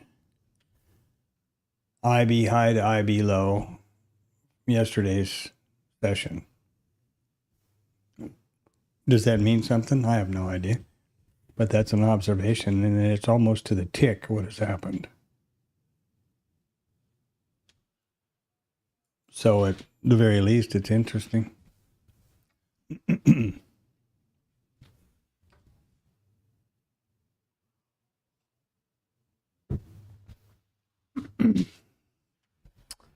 at the very least, it's interesting.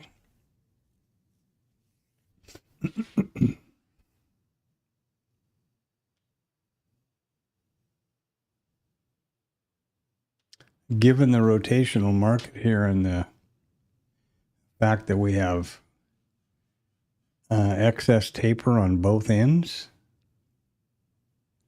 I think the market's just going to be in the hold, and they're going to make retail soup out of all these kids that can't keep their hand off the mouse.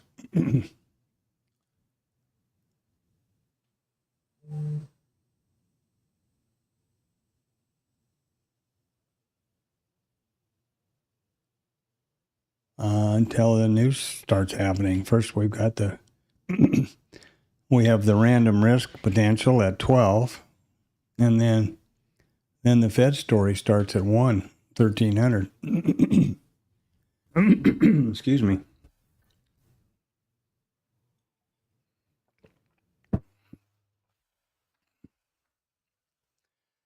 Would I think that? Yeah, I mean, essentially this could be an IB continuation, but we've already had the IB statistic taken on both sides. You know, how long into the day do you keep hitting that? I'm not saying I know the answer. I'm thinking out loud. Here we have an iceberg down here. It's been sitting down here with 124 contracts on it for quite a while. We've got 213 up here at the century number.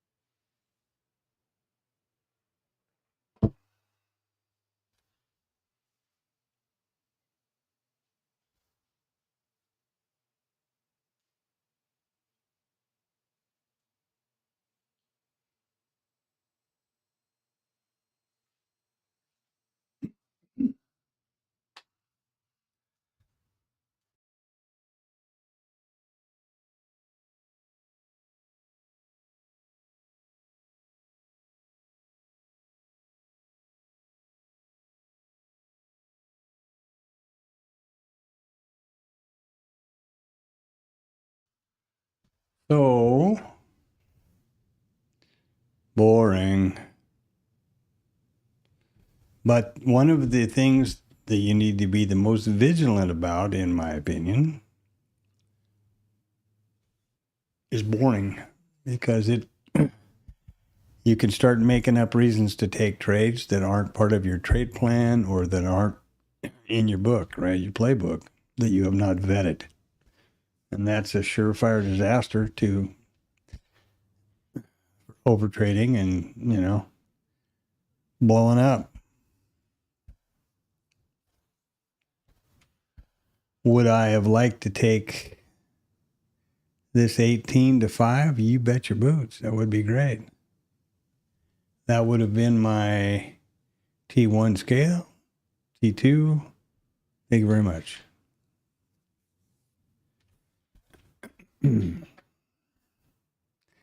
So the last 2 days, I have been looking at a mean reversion or at an IB failure trade because we've been rotational. Here, like over here, right? Rotational. Today, we get out of our balanced area and push upwards. So I'm thinking, okay. Oh, and I forgot to mention the last 2 days in a row, the IB continuation trade was the moneymaker. So I'm alert to that. Today we take out the IB, we test up here, test again, test again, test again. We don't take the IB continuation and we fail back. Actually, this was already the failure because by definition, the IB failure trade is mean reversion. Well, here's the mean. So that's not a very long trip right there, huh? From here, yeah. Down here was definitely a mean reversion and potential. And we ended up getting there and then some. But that's the joy of trading. You know, you can't extrapolate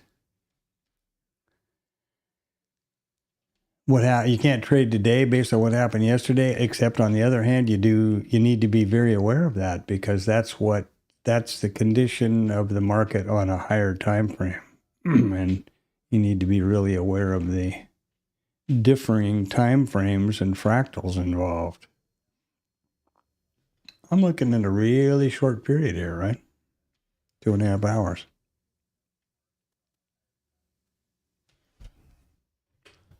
There's yesterday. Here's today so far. Here was the day before yesterday. The day before that. These are all RTH, right? So what have we been doing? Up, retest, up, retest, up. Or if you want to look at it a different way, we've been rotational.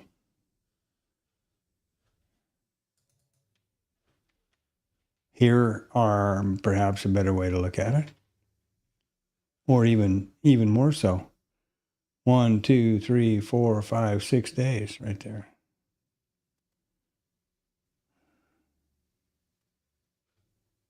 Inside day, trend day, inside day, trend day. What are we going to do day? You know,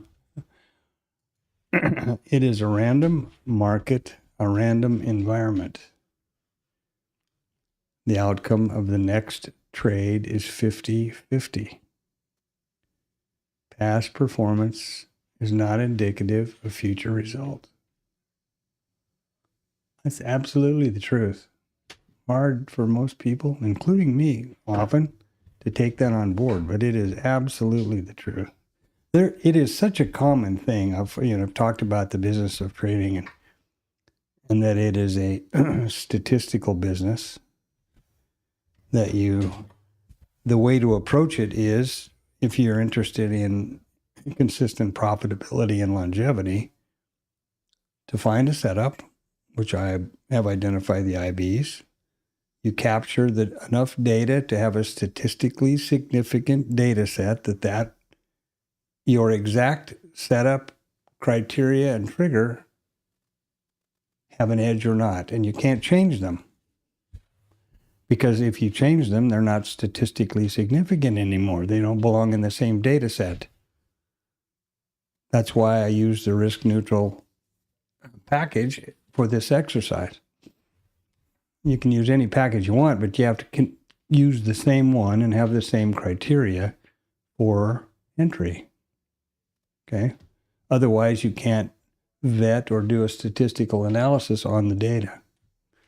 Once you've done that and you've established that you have a statistical edge, then in the live market, your mission as a trader is to take each one of those instances that presents itself. And you rely on the law of large numbers to manifest the edge to your account. It is the philosophy, not mine. It is the philosophy of the most successful people, traders and, hedge fund people in the world.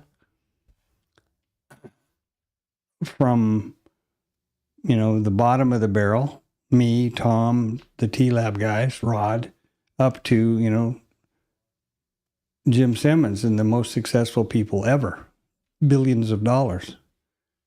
They know that it's a statistical business, and that you identify an edge and you take that edge as many times as it presents itself. It's also the business model of a casino. They play no game, for which they've not pre-identified the edge or the percentage, the probability for the house, however you want to, whichever name you want to use. Then when they get to the casino floor, their only mission in life is to play that game as many times as they humanly possibly can in 24 hours. Because they know the law of large numbers will manifest that edge to their bank, If you have a 2% or 5% edge and you play it once, you're going to manifest 5%. If you have a 5% edge and you play it 100 times, you got 5,000. That's all there is to it. It's the law of large numbers. The larger the number, the more it increases, right? It compounds, and up you go. It doesn't compound, but you get the point.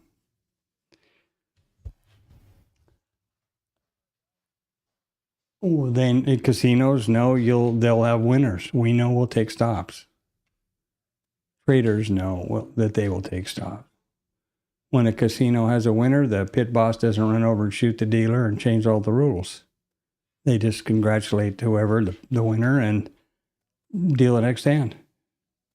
Sometimes they'll let the dealer go have a break, depending on the winner, whatever, go to the bathroom, whatever it is.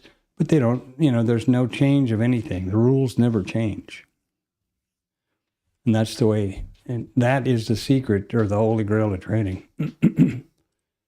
As, per Tom Sosnoff and Jim Simmons and Ray Dalio and Paul Tudor Jones and all the way down the food chain to Mark Douglas and Trader Tom, the, best loser win guys, down to the TLab and us.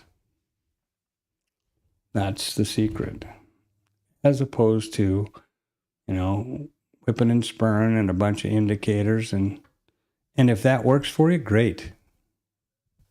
I'm just saying what resonates with me and where I'm trying to go with this.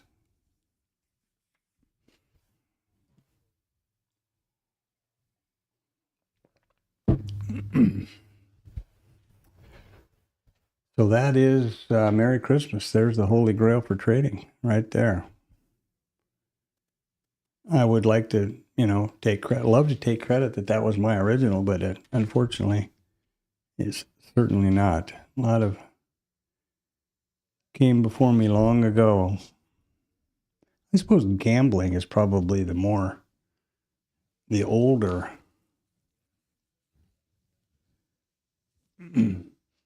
than trading. I don't know that. I mean, people have been trading and bartering for probably longer than they've been gambling, or maybe they both started about the same time. I don't know.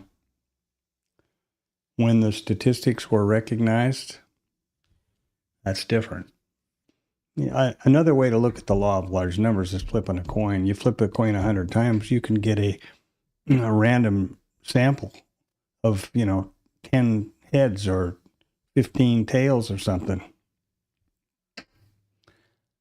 You flip it 1,000 times, it starts getting closer to 50-50. Flip it 100,000 times and you're pretty much spot on 50-50. You can do it with a computer. That's how it works. That's the law of large numbers.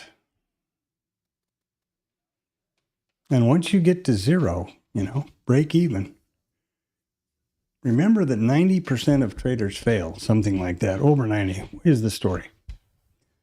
If you can reach zero, break even, 50-50, you're miles ahead of most traders. That's a huge milestone. As per, again, not just me, but, real successful traders of all levels and skills. But if you think about it mathematically, yeah, no kidding, that's correct. If 90% of a population has one outcome that's negative, and you can be 50-50, you're 40%, you have a 40% better rate than does the 90%. So, got to think in percentages, in my opinion. and the whole concept of, and then I promise I won't say anymore. The whole concept of really taking on board that past performance is not indicative of future results is so important. It's so important in gambling, which is, I've already pointed out, is the direct analogy to trading. From the point of view of the house, not from the point of view of the gambler at all. From the point of view of the house. So, it is, that concept is so important that there is a gambler's, it's called the gambler's fallacy. That is the tendency for the gamblers or the, other side of the traders. Oh, it's been, 10 reds in a row. It's the next spin of that way. It's got to be black. The percentages it's got to be over 95%. It's going to be black. Abso-frickin-lutely not. The percentage of the next spin of that roulette wheel is 50-50. It's actually less than 50-50 because in America they added a green 0 and a green 00 to the wheel. In Europe, I believe, if I remember, there's only a 0, not a 00. So they further skewed the odds to the house. But the gambler's fallacy just looks at the more base. Okay, there's been 10 reds in a row. The possibility of it being another red has got to be really, really small. It's exactly 50-50 without the zeros. Look it up, gambler's fallacy. You don't have to listen to anything I say or take it as a hard fact. Remember that this is my trading journal, and I'm talking to myself the majority of this time. And I do this because I believe your subconscious mind, as humans, believes what we tell it. I very definitely believe that, and I think that's been demonstrated, countless times by psychology, etc. So a lot of what I'm doing here is reinforcing my thoughts.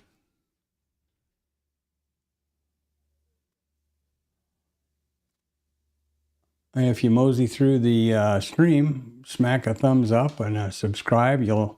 I start the stream every morning at 8 o'clock for the basic definition and setup, and then a review of the upcoming numbers and the pre-market, what happened in the analysis of the overnight, etc. Today was a little atypical because I had my son called, so we were on the phone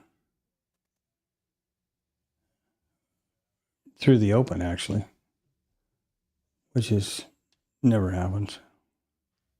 So that's important, And it's also important to me to keep the same process every day. I go through pretty much the same checklist in the pre-market and the numbers, et cetera, et cetera.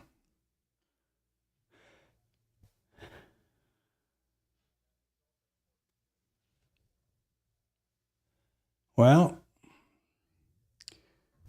we've got about an hour and so for the random risk event. And then 1300 will be the Fed rate decision, and then the press conference at 1330, I'm sorry.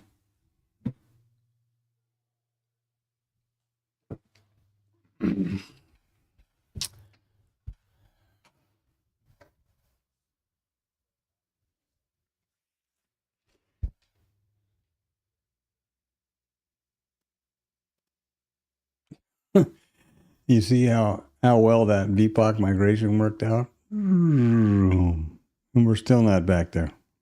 Now, it's important to recognize that none of this is mysterious. You can anticipate and predict within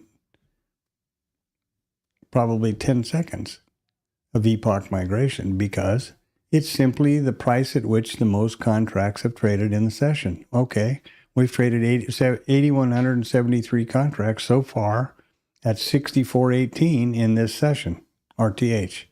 The split second that this beauty right here, or this beauty down here, is 81.74. This POC is going to migrate right there. And that's only 300 and change, right? That's not many contracts. that's how it works. And that's, you know, it's not, none of this is mysterious or magical. You know, I would prefer to be able to convince you that it was magical and only I knew what I was doing and you know, had on a special pointy hat and a magic wand, and you would then therefore pay me thousands of dollars every month for mentoring or lessons or whatever, you know. But I don't think we're going to go there. It's phenomenal to me the number of people that do go there. And even more phenomenal, the number of traders that buy into that stuff. Sorry. You know, you want to pay me $1,000 a month or $500 a month or something for training and mentoring, or, you know, private room to hear this exact stream. Okay. I would be embarrassed to do that. But boy, some of them are. And then you hear the stories of where, you know, they're photoshopping the results and they've got 2 separate accounts and they're trading, you know, long one way and short the other, and they got these big win rates and all this stuff. It seems like so much work.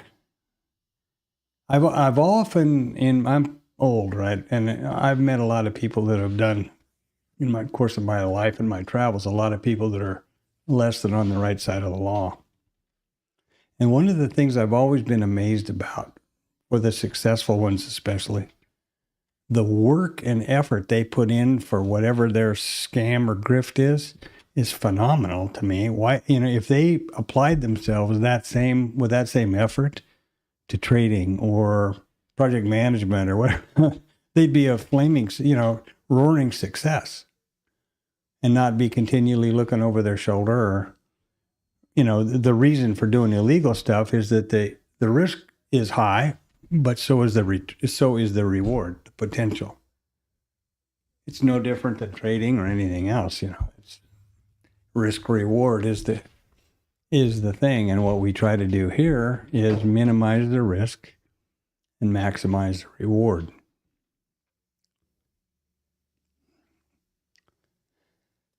That's the point of the 2-lot risk neutral package. Maximum stop, full stop, is 24 ticks. When both profit targets are achieved, it's 60 ticks. Almost 3-to-1. Meaning then that if you take one, you know, one winner makes up for almost 3 stops. That's a positive skew in the right direction as far as I'm concerned. That's, in a random environment, that's the way to achieve consistent profitability in your business, if you want to approach trading as a business. And if you're, you know, you've got a nice job and for fun, you want to sit down and trade the living shit out of this thing and just, you know, wear that mouse out, clicking that bad boy like you're killing snakes, good for you. It's an adrenaline rush and it's a lot of fun and who knows what. That's perfectly okay. I'm not saying anybody ought to do what I do or the way I do what I do. That's me. I'm talking to me here.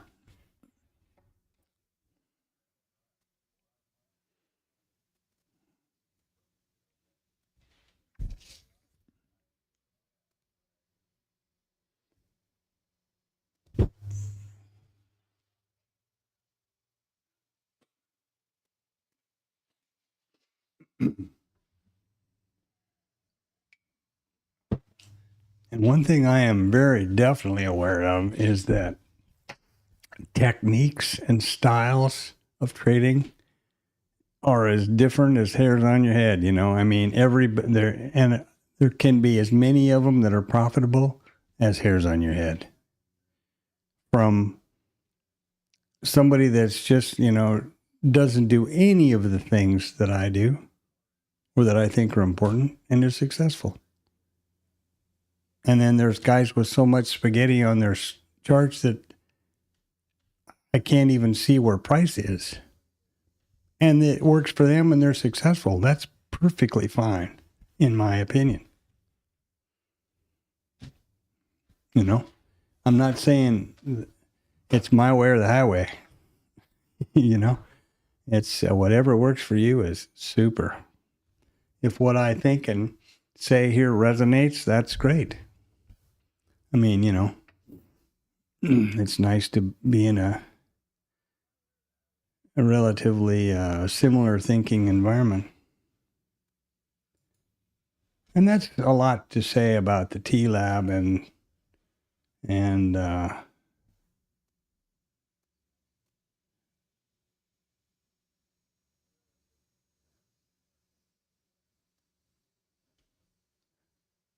static and all those things.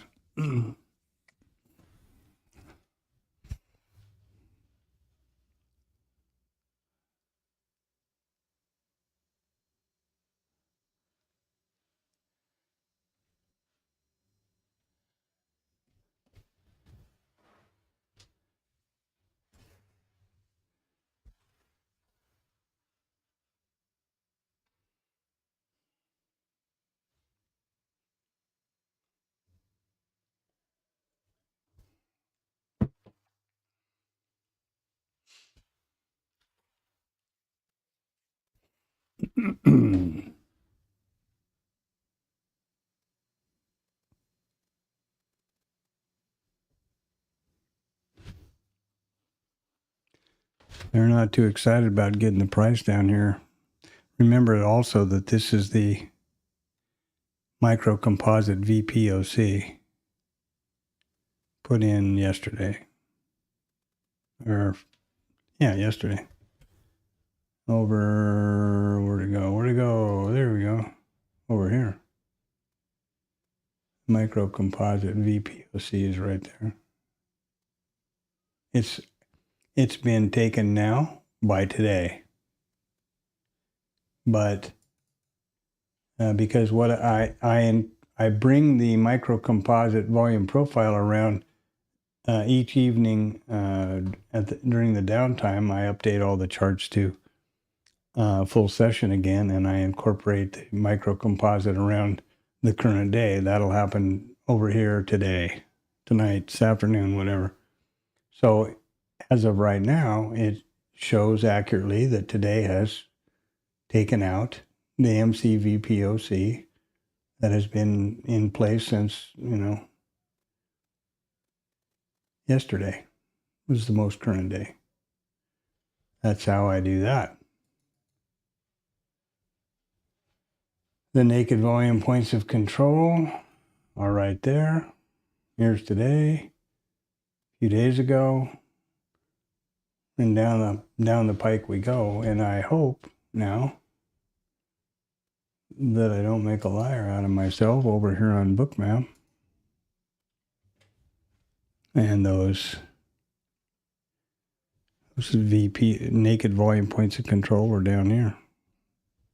And these are previous RTH highs. This was interesting to me because this RTH high was put in during the RTH session, and just above us was one put in by the ETH, much as we have now, but we hadn't taken it out yet. So here's the naked volume point of control from the 23rd, the MCVPOC, R-time high. Now this naked volume point of control was taken out, as was this one. There's a new all-time high in the RTH, and up here is the ETH. Yep. Love it when a plan comes together. And this is, maybe way too anal or something for somebody. But I'm trying to improve my decision making based on my situational awareness. I think that's, that works for me. And like I said, if a gut feeling and I'm going short here works for you, knock yourself out. That's what the key part is. What works for you.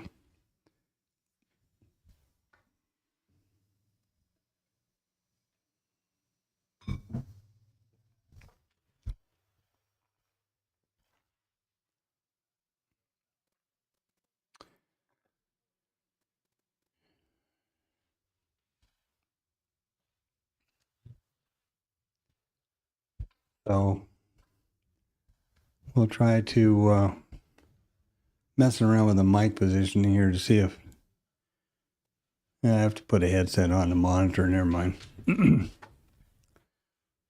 And another IB failure, which is, not really the case anymore in my opinion. It's a mean reversion. Remember now, 621 to 1. So it's a 20-point range so far today.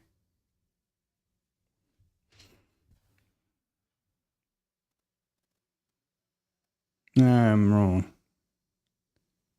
Yeah. Basically 20-point range. Just about exactly.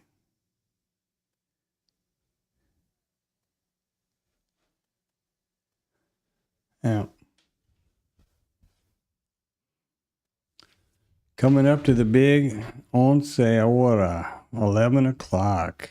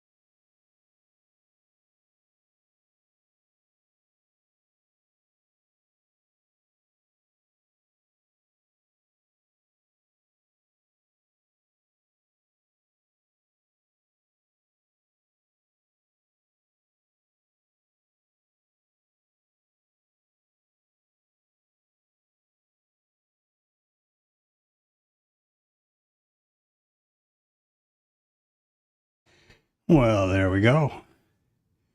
Right back up. So we have a double mean reversion. Top down, bottom up. I guess I'm just not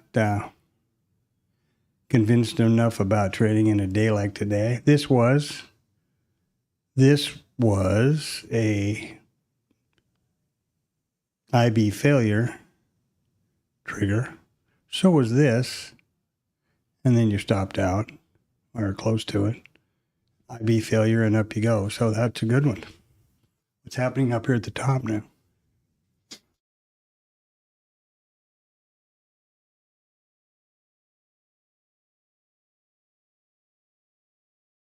And in alignment with context, right?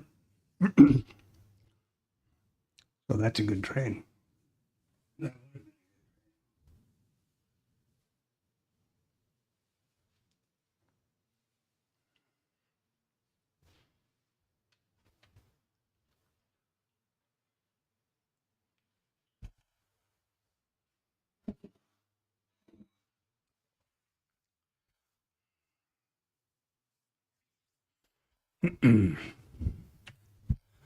Perhaps a bit more easier to see.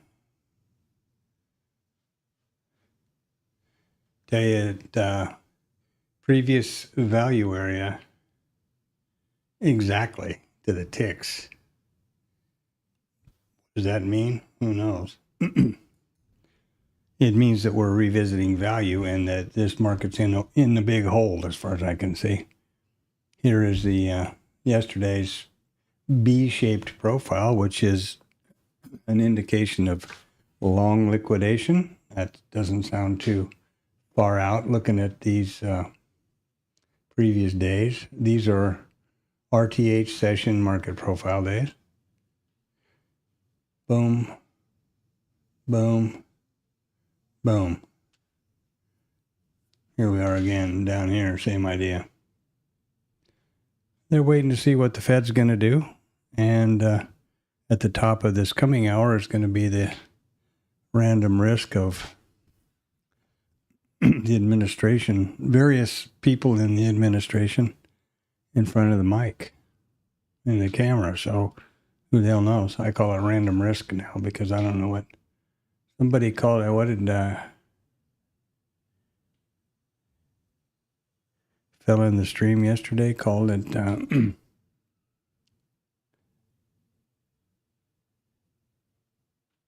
Chaos King or something like that.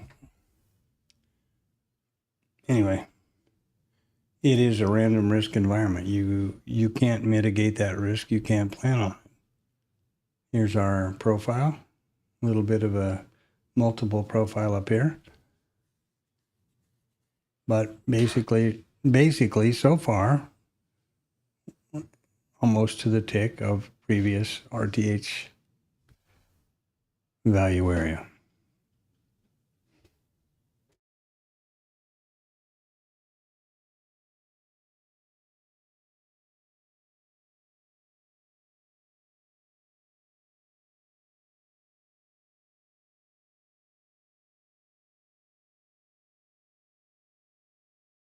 And here's where the hard right edge comes in.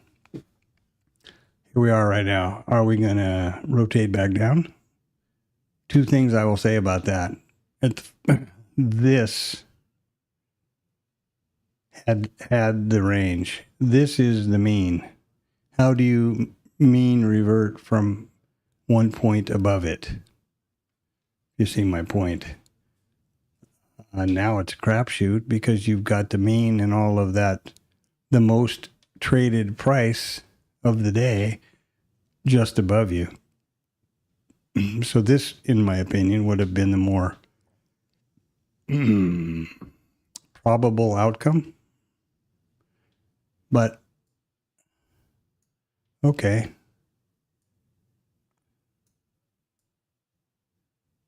Now what are you going to do? Which way is this going to go? Is this down, pull back, sell the dip or sell the pullback and off you go? How do you know? That's the hard right edge. That's the difference.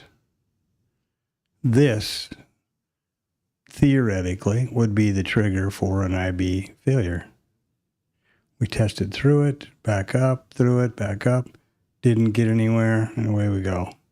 This is not the first time. Well, it is the first time that we've done the IB continuation or failure at the IB low. The first time in the day was up here at the high. And I'm just thinking out loud, remember.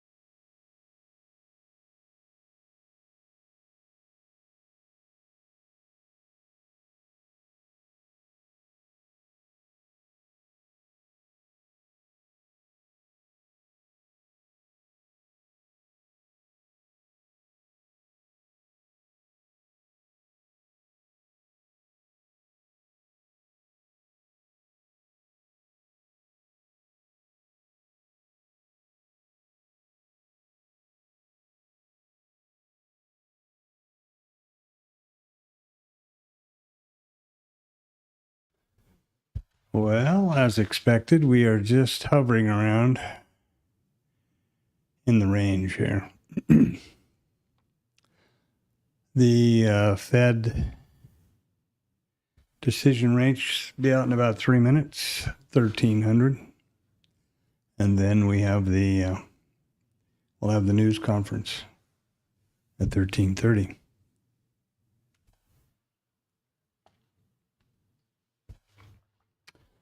A quick look back here so far. What has happened today? Well, not a hell of a lot, huh?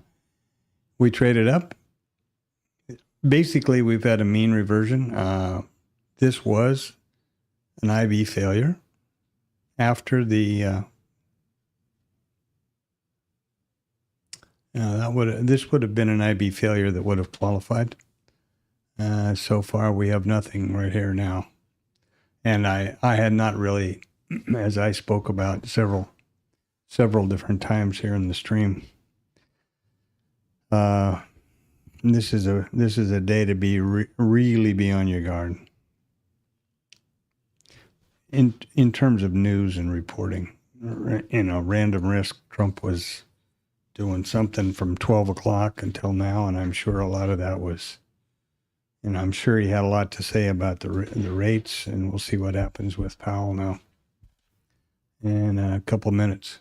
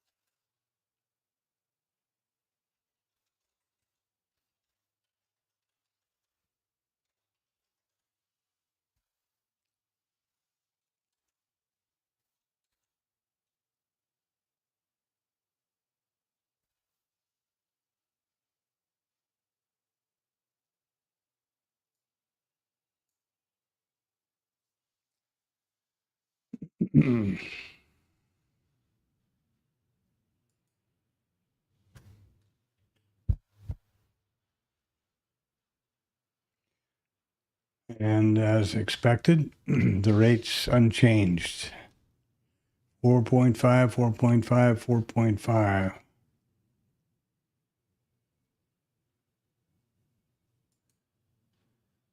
Trump had a whole hour to try to attack BRICS, Powell. Everybody, looks like.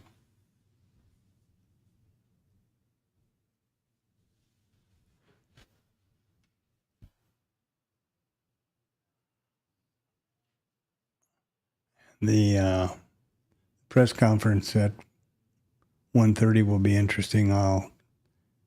I should be able to. I don't know whether I can restream that or not, to be honest with you. I don't know what YouTube's policy on that is. That's interesting.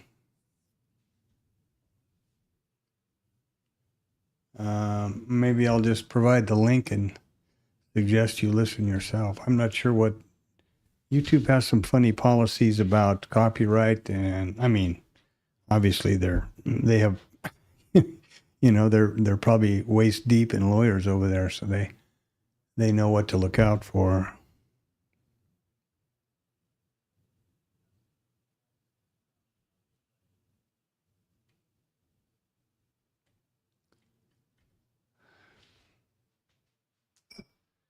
can tell that Walter and Bowman are looking forward to having more.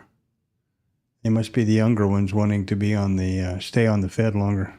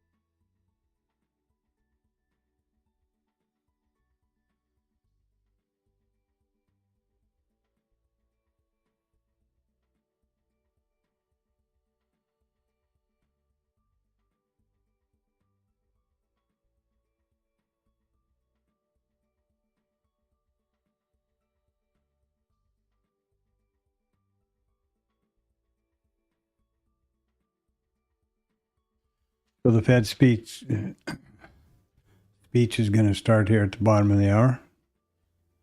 They didn't cut the rates, which I had no expectation that they would. And all of the insulting rhetoric, etc., did come out of the 12 to 1 hour as expected from the random risk squad.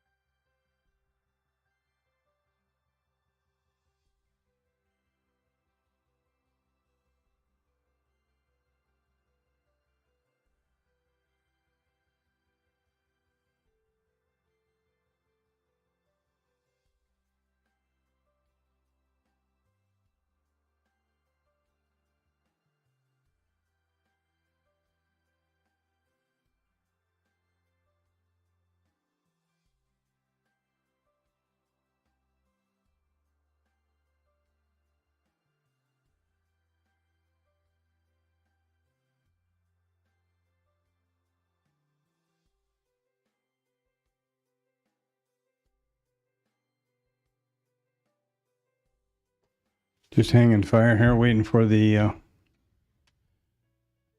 Fed new press conference, which should be in a couple of seconds here, 15 seconds or so. It's supposed to be at 2:30 Eastern, which is, here we go.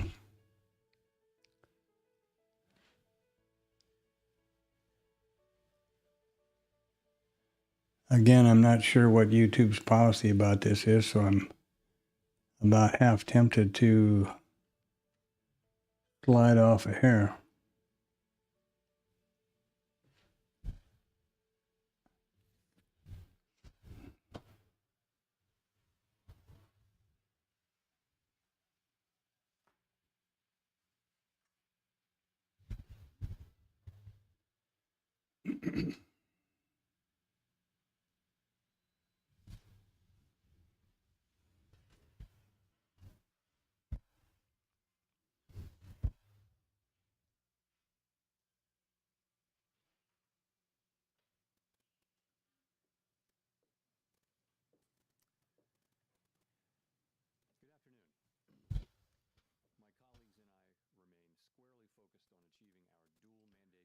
I'm not getting any volume here.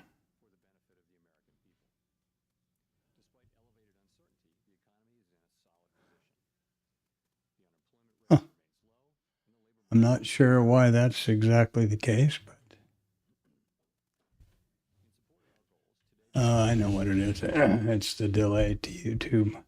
I'm monitoring this from the YouTube stream.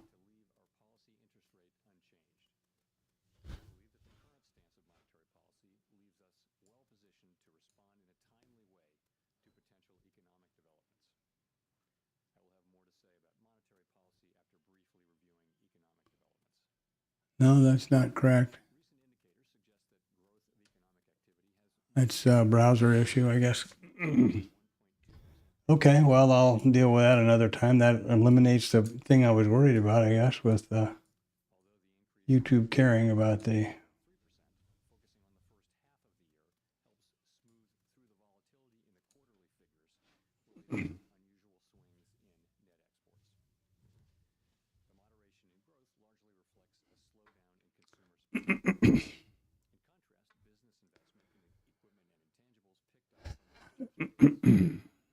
For some reason, the futures are trading higher, thinking, I guess, my feeling is they're supporting the decision not to raise rates. That's what I think is happening. So we'll see what goes on here.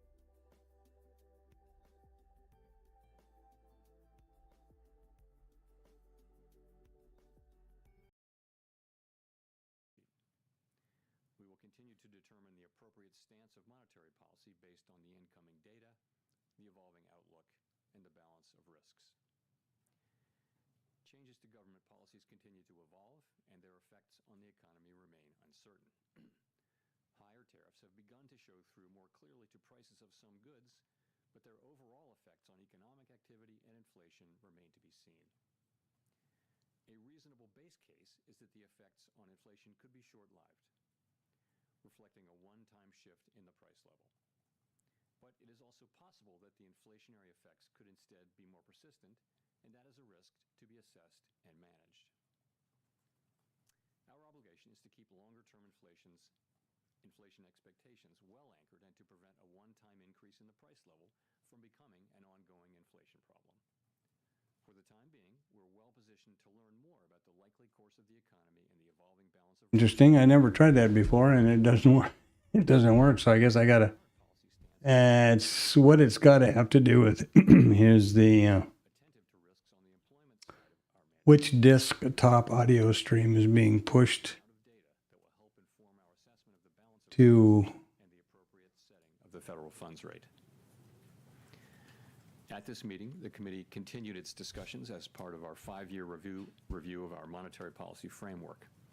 We focused on potential revisions to our statement on longer-run goals and monetary policy strategy, and are on track to wrap up any modifications by late summer. The Fed has been assigned 2 goals for monetary policy: maximum employment and stable prices. We remain committed to supporting maximum employment, bringing inflation sustainably to our 2% goal, and keeping longer-term inflation expectations well anchored. Our success in delivering on these goals matters to all Americans. We understand that our actions affect communities, families, and businesses across the country. Everything we do is in service to our public mission. We at the Fed will do everything we can to achieve our maximum employment and price stability goals. Thank you. I look forward to your questions. Thanks, Chair Powell. There's a lot of lean in the markets, and not to mention out of the administration for a rate cut now in September. Is that expectation unrealistic at this point? So, as you know, today we decided to leave our policy rate where it's been, where I would characterize as modestly restrictive. Inflation is running a bit above 2%, as I mentioned, even excluding tariff effects. The labor market's solid, historically low unemployment. Financial conditions are accommodative, and the economy is not performing as though restrictive policy were holding it back inappropriately. So it seems to me and to almost the whole committee that the economy is not performing as though restrictive policy is holding it back inappropriately, and modestly restrictive policy seems appropriate. All that said, there's also downside risk to the labor market. In coming months, we'll receive a good amount of data that will help inform our assessment of the balance of risks and the appropriate setting of the federal funds rate. So just to follow up, by coming months, does that include the possibility you'll be getting essentially 2 rounds of jobs and inflation data between now and the September meeting?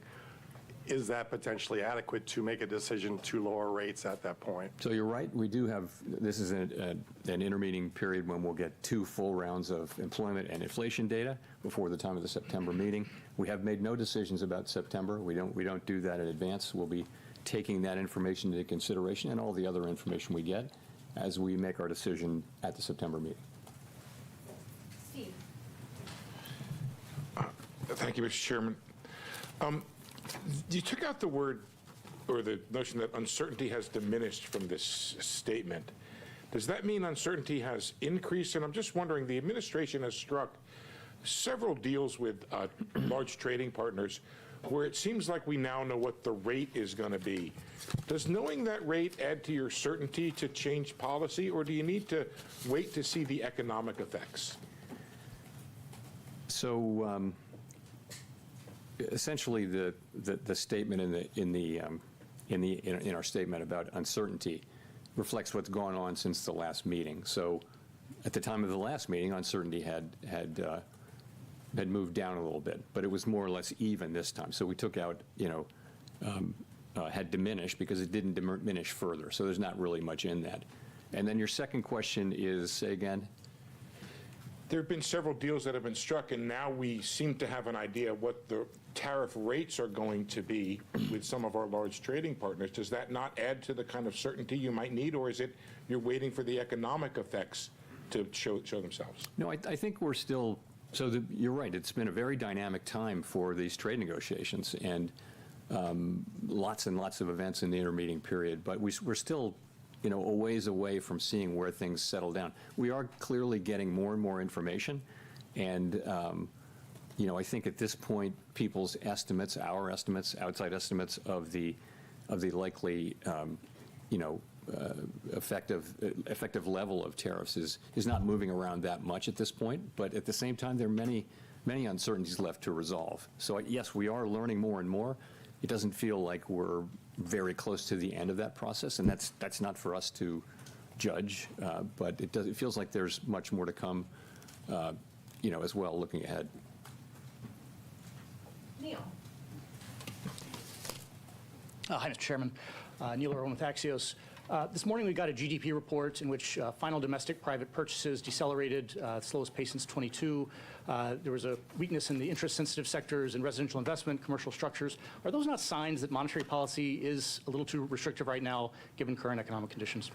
So the GDP and PDFP numbers came in pretty much right where we expected them to come in. You got to look at the whole picture. So certainly, as I mentioned in my opening remarks, economic activity data, GDP, private domestic final purchases, which we think is a narrower but better signal for future, for where the economy is going, has come down to a little better than 1%, 1.2%, I think, in the case of GDP for the first half, whereas it was 2.5% last year. So that has certainly come down.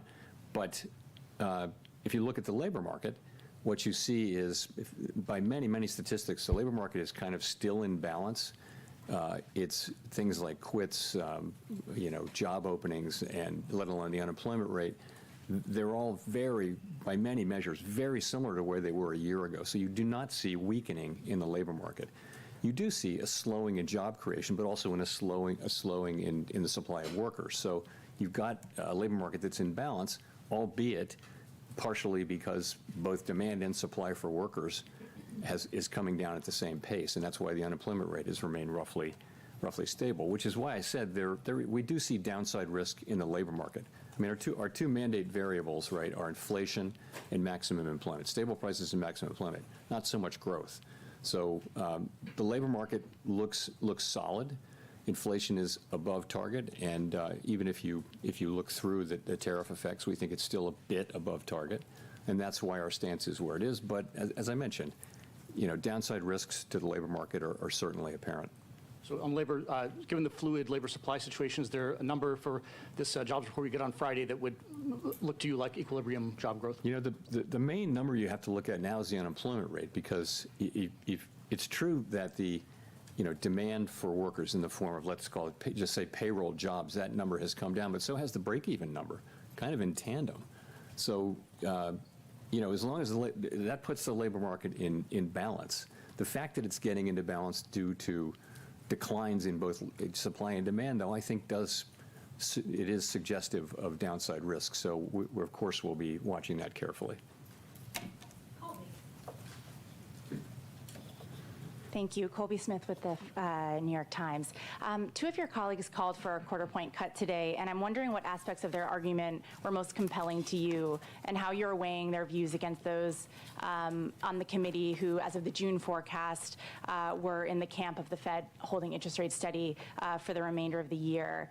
And just in terms of the June SEP in particular, is that still the best representation of where the core of the committee is?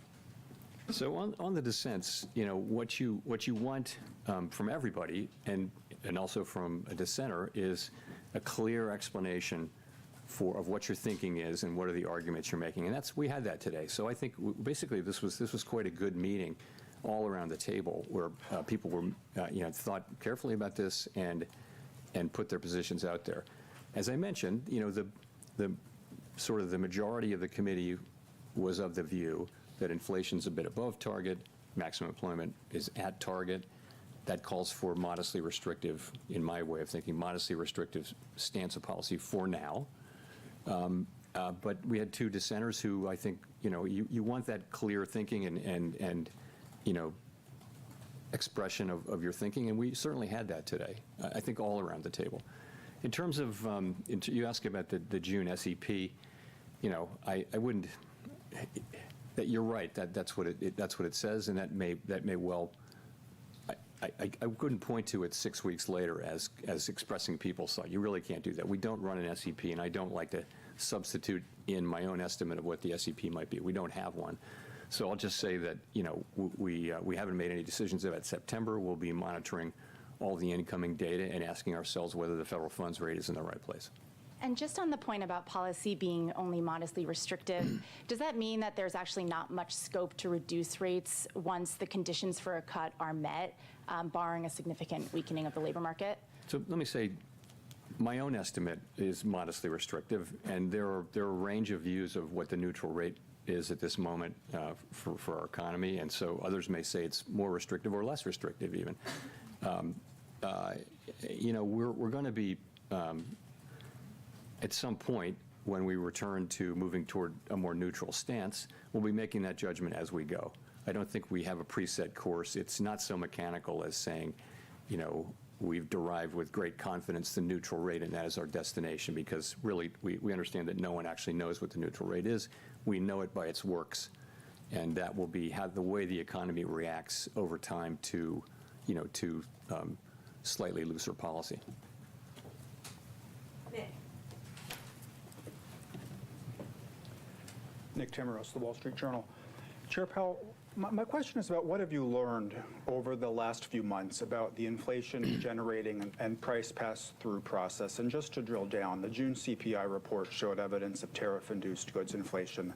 Now, the tariff landscape is only starting to be settled with some of these more recent deals. Given the lags between when tariffs are announced and when they show up in goods prices, is 2 months a long enough horizon to evaluate the impact and be confident that tariffs aren't impacting the broader inflation process? I think you have to think of this as still quite early days. And so I think what we're seeing now is substantial amounts of tariff revenue being collected on the order of $30 billion a month, which is, substantially higher than before. And the evidence seems to be mostly not paid only to a small extent through exporters lowering their price, and companies or retailers, sort of people who are upstream, institutions that are upstream from the consumer, are paying most of this for now. It's starting to show up in consumer prices, as you know, in the June report. We expect to see more of that. And we know from surveys that companies feel that they have every intention of putting this through to the consumer, but the truth is they may not be able to in many cases. So I think we're just going to have to watch and learn empirically how much of this and over what period of time. I think we've learned that the process will probably be slower than expected at the beginning, but we never expected it to be fast. We think we have a long way to go to really understand exactly how it will be. So that's how we're thinking of it right now. So if I could follow up, is the reticence to look through core goods inflation being driven by the judgment that during the pandemic expectations proved more adaptive than anyone at the Fed expected? Is it being driven by uncertainty over how restrictive policy is? You could argue we are a bit looking through goods inflation by not raising rates. We haven't reacted to new inflation, but I mean, I wouldn't insist upon that. But I don't think, I think the base case, as I said, a reasonable base case is that these are one-time price effects. Of course, in the end, there will not be. This will not turn out to be inflation, because we'll make sure that it's not. We will, through our tools, make sure that this does not move from being a one-time price increase to serious inflation. We want to do that efficiently, though, and that means we want to do it, if you move too soon, you wind up maybe not getting inflation all the way fixed, and you have to come back. That's inefficient. If you move too late, you might do unnecessary damage to the labor market. So there won't be, in the end, a big inflationary problem. What we're trying to do is accomplish that in a way that is efficient. But in the end, there should be no doubt that we will do what we need to do to keep inflation under control. Ideally, we do it efficiently.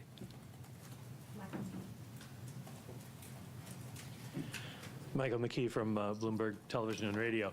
The one big bill, leaving aside the adjectives, Do you expect it to add stimulus to the economy in 2026? And would that be an argument for remaining on hold or cutting back on the number of rate cuts you would expect for next year? So, of course, let me just ritual disclaimer that we don't express any judgments or anything like that on fiscal legislation or other legislation for that matter. But I would say when you think that, the biggest part of the bill was making permanent existing law on taxes, I don't think we see it as particularly stimulative. There should be some stimulative effect, but it shouldn't be significant over the next couple of years. And to follow up, well, I don't want to put this in terms of you and the president, so let me ask it this way. Do you have concerns about the cost to the government of keeping rates elevated for longer in terms of interest rate charges? Yeah, no, that's, we have a mandate, and that's maximum employment and price stability. And it is, it's not something we do to consider the cost to the government of our rate changes. We have to be able to look at the goal variables Congress has given us, use the tools they've given us to achieve those goals, and that's what we do. We don't consider the fiscal needs of the federal government. No advanced economy central bank does that, and it wouldn't be good if we did do that, it would be good neither for our credibility nor for the credibility of U.S. fiscal policy. So it's just not something we take into consideration. Victoria. Hi, Victoria Guido with Politico. When it comes to the renovations of the Federal Reserve's headquarters that the administration has been looking into, do you see their interest in that issue as being directly tied to the president's push to get you to lower interest rates? Not for me to say. I will say we had a nice visit with the president. It was an honor to host him. It's not something that happens very often at the Federal Reserve to have the president come over, let alone to visit a building. But it was a good visit. Are there any aspects of the project that they've raised that you see as making you reconsider any aspects of the project? So, this project was hatched and conceived almost a decade ago now, and we went through the very long process of clearing it through historic preservation at the National Capital Planning Commission, and a lot of back and forth there. It was very constructive. We started out to do the work, and we're very well along on that work, and I was quite pleased to have the president say multiple times that what he really wanted to see was us getting this construction completed as soon as possible. That is our focus, and that's what we're going to do.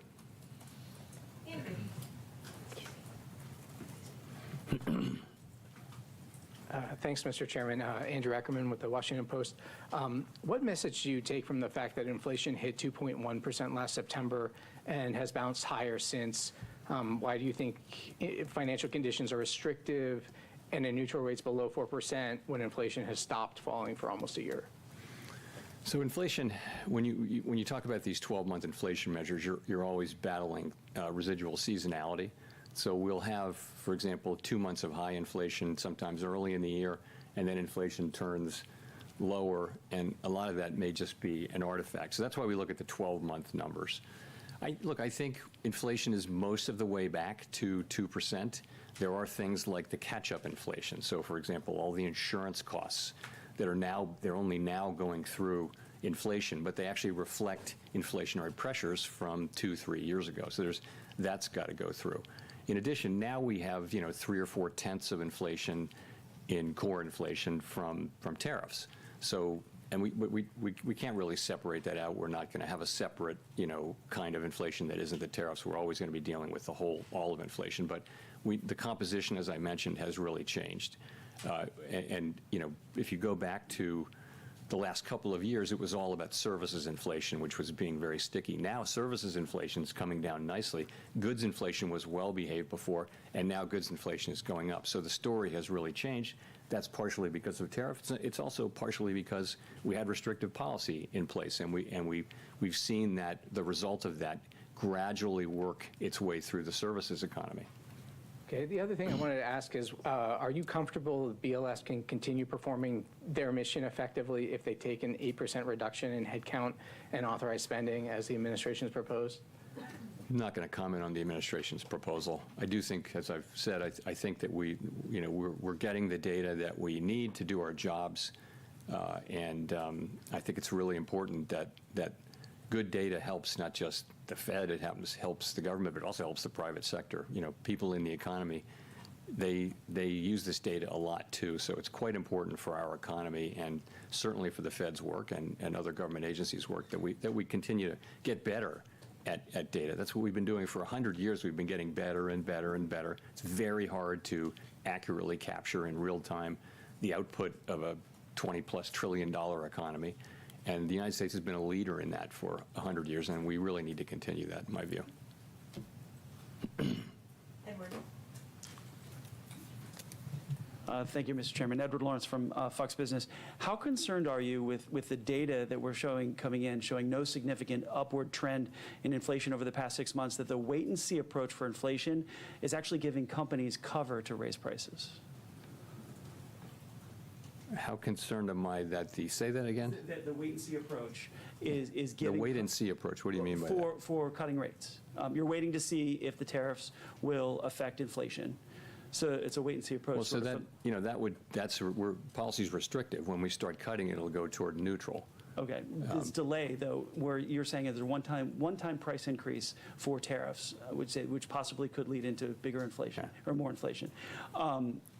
Is that giving companies cover, though, to raise prices? Well, what may be giving, it's not our policy stance, what may be giving some companies will certainly be taking advantage of the fact of the tariffs and all the discussion of how they're going to, companies will raise prices when and as they can. And you saw it famously in the first administration of President Trump during those tariffs. Washing machines were tariffed, but dryers weren't. But what do you know? The price of dryers went up too, just like washing machines. So companies will often just they'll cross the street in a group, if you know what I mean. That'll happen. We don't see a lot of that. I mean, what we see now is basically the very beginnings of whatever the effects turn out to be on goods inflation. And I'll say again, they may be less than people estimate or more than people estimate. They're not going to be zero. Consumers will pay some of this. Businesses will pay some of this. Retailers will pay some of this. But we're just going to have to see it through. And just to follow, if I could, some additional tariffs have been in place since February, and things really haven't broken yet with the economy. So how do you justify to somebody who's looking for a house, who's facing a 7% mortgage and maybe can't afford those rates? How do you justify that? Well, so the housing is a special case, right? We don't set mortgage rates at the Fed, right? We set an overnight rate, and the rates that go into mortgages are longer term rates, like Treasury rates. It might be 30-year rates, it might be shorter than that, but it's not the overnight Fed's rate. It's not that we don't have any effect. We do have an effect, but we're not the main effect. There are other things going on in the housing sector, and one of those is just there's kind of a long-term housing shortage that we have. We haven't built enough housing. This is not something the Fed can help with, and that'll be the case even after things normalize. So I think the best thing that we can do for housing is to have 2% inflation and maximum employment, and that's what we can contribute to housing. There are lots of other jobs to do for the private sector and Congress, but that's what we're trying to get to. I mean, we've made a lot of progress toward that. We have a very good labor market right now. Inflation, we were very close to 2%. We're seeing some goods inflation move us away, but so far not very far away. Chris. Hi, Chair Powell. Thank you. Well, can you give us a little more about what kind of economic data does the Fed need to see before you'll be ready to cut? I mean, do you need inflation back nearly to target? Are there other things in the pricing that you look for? Do you need to see weakening in the job market? What kind of things are you looking for? I mean, ultimately, it could be any of those things, right? But if you saw that the risks to the two goals were moving into balance, if they were fully in balance, that would imply that you should move toward a more neutral stance of policy. This is the special situation we're in, which is we have two-sided risk to both of our goals. When we paused, inflation was was above target and the labor market was pretty good, so that we take are likely to be in that direction. What will it take? It'll be the totality of the evidence. As I mentioned, there's quite a lot of data coming in, which before the next meeting. Will it be dispositive of that? It's really hard to say. We don't make those decisions right now, so we'll have to see. Well, I guess just in terms of inflation, though, for example, like some people would point to if it remains only in goods and it doesn't bleed over to services, then maybe that's evidence that the tariff effect is going to be a temporary one-time thing. Is that kind of thing affect your thinking, or do you just need to see the number come down closer to 2? We'll look at everything. It's, as I mentioned, a pretty reasonable base case is that this will be a one-time price increase. And in the end, we'll make sure that that's the case. We're just trying to do that efficiently. And efficiently means getting the timing right so we don't, again, if we cut rates too soon, maybe we didn't finish the job with inflation. History is dotted with examples of that. If you cut too late, then maybe you're doing unnecessary damage to the labor market. So we're trying to get that timing right, and that's effectively what we're doing. Claire. Claire Jones, Financial Times. Just a question on the dollar. We've seen it decline quite heavily this year. I was wondering if there's been any discussion about that at the meetings and to what degree that may be complicating your attempts to get inflation back to target. Thank you. So this goes back to the division of labor between the Fed and the Treasury, as you, I'm sure, know. And the Treasury only speaks to the dollar. It's not something that's been a topic of major discussion at all at the Fed. I wouldn't say it doesn't come up. If the transcripts, when they come out in a few years, they'll probably reflect some mentions of the dollar, but it would never be a major focus. And just to follow on, if I may, to Andrew's question, I think the amount of imputed data in CPI now is up to 35%. I mean, is there any discussion of that as well? Is there any consideration of looking at alternative measures, data scraping and so on, in order to just ensure you've got a good read on what's happening to prices in the U.S. economy? Thank you. We're monitoring the situation. We do, of course, I mean, as you know, during the pandemic, we looked at a whole lot of new kinds of data. People are looking at big data sets that you can get from all sorts of places, and we do all of that. But at the same, we really need the government data. Really is the gold standard in data, and we need it to be, to be good and be able to rely on it. And we're not going to be able to substitute for that, but if we have to make do with what we have. But I certainly hope that we get what we need. Jay O'Brien. Hi, Mr. Chairman. Jay O'Brien, ABC News. President Trump has obviously invoked your name a lot. He has personally pressured you. Are you concerned the way that conduct might impact the Fed's independence going forward? I'll just say that, I think that having an independent central bank has been an institutional arrangement that has served the public well. And as long as it serves the public well, it should continue and be respected. If it didn't serve the public well, then it wouldn't be something that we should just automatically defend. But what it gives us, and other central banks, what it gives you is the ability to make these very challenging decisions that in ways that are focused on the data and the evolving outlook, the balance of risks, and all the things we talk about, and not political factors. And so governments all over the advanced economy world have chosen to put a little bit of distance between direct political control of those decisions and the decision makers. So if you were not to have that, there would be a great temptation, of course, to use interest rates to affect elections, for example. And that's something that we don't want to do. So I think that's pretty widely understood. Certainly it is in Congress. And I think it's very important. I'll just say that. Maria Eloisa.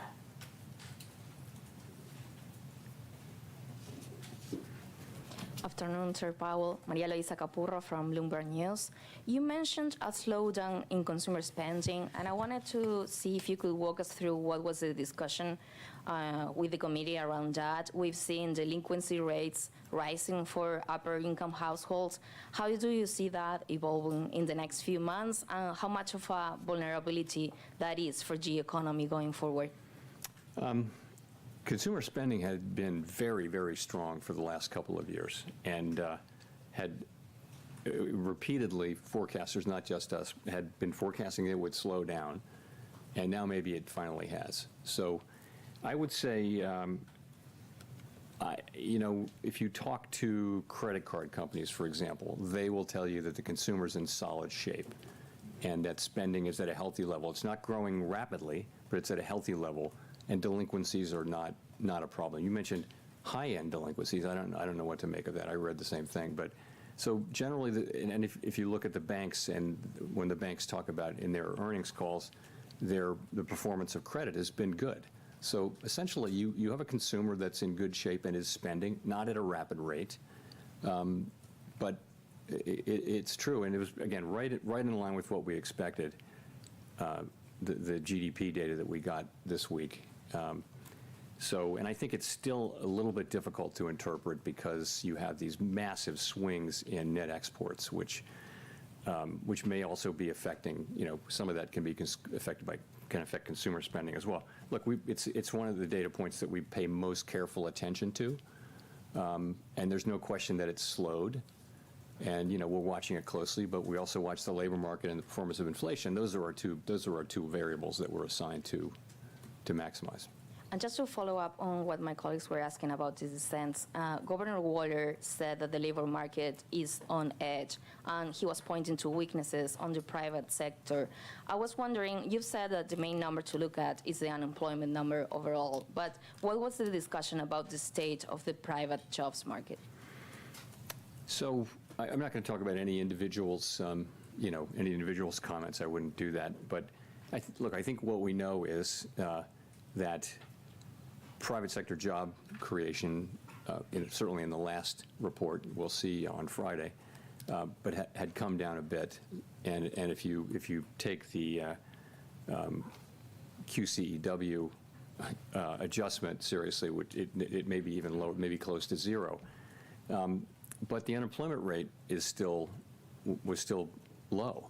So what that's telling you is that demand for workers is slowing, but so is the supply. So it's in balance, oddly enough. You've got a very low unemployment rate, and it's kind of been there for a year as job creation has moved down. But also we know that, because of immigration policy, really, the flow into our labor forces is just a great deal slower. And those two things have slowed more or less in tandem. If you look at things like I mentioned, quits, look at wages. Wages are gradually cooling. Look at vacancies to unemployment. Those things have been pretty stable they haven't really moved a lot in a full year. So I think if you take the totality of the labor market data, you've got a solid labor market. But I think you have to see that there are downside risks. You don't see weakening in the labor market, but I think you've got downside risks in a world where unemployment's being held down because both demand and supply are declining. I think it's worth paying close attention to it, and we are. Nancy. Hi, Chair Powell. Nancy Marshall-Genzer with Marketplace. One more question on the lack of unanimity in today's decision, the two dissents.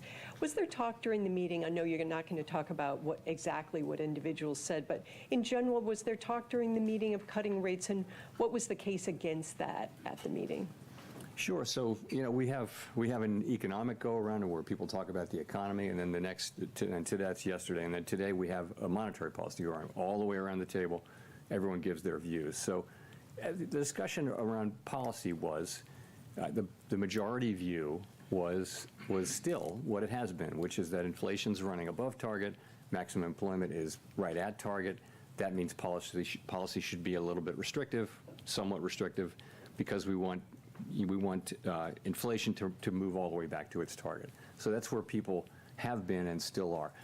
Two of our members felt that the time had come to cut, and that they, for the reasons that they're going to express. I won't tell you the reasons. They'll issue some kind of a thing in the next day or so.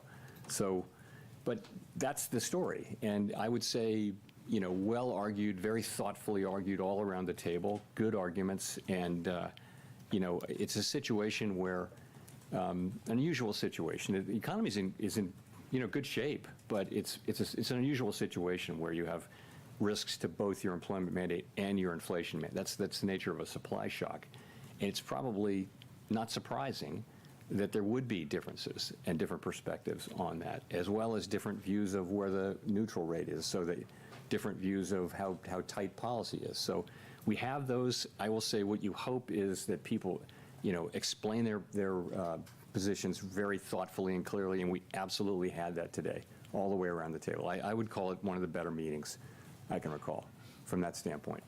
And you've said you're waiting to be confident inflation is heading toward your 2% target before you start cutting rates. When you do get that confidence, would you be in favor of lowering rates right away? It's not quite the way I would put it. You know, I said that's why we think policy should be restrictive, is because, you know, inflation is above target. When we have risks to both goals, one of them is farther away from goal than the other, and that's inflation. Maximum employment's at goal. So you have to, that means policy should be tight, because tight policy is what brings inflation down. If you came to the view that the risks to the two were more in balance, that would imply that policy shouldn't be restrictive. It should be more neutral, more you know, a neutral stance, and that would be somewhat lower than where we are now. No one knows exactly where that is. So that's the framework I think I'd be taking, and you know, we'll just have to see. We're going to be obviously looking at a lot of data in the next cycle. It is one of the cycles where we have 2 employment and 2 inflation reports, and we'll see where that takes us. Jeff Cox. Thank you, Mr. Chairman, for taking the question. Jeff Cox from CNBC.com.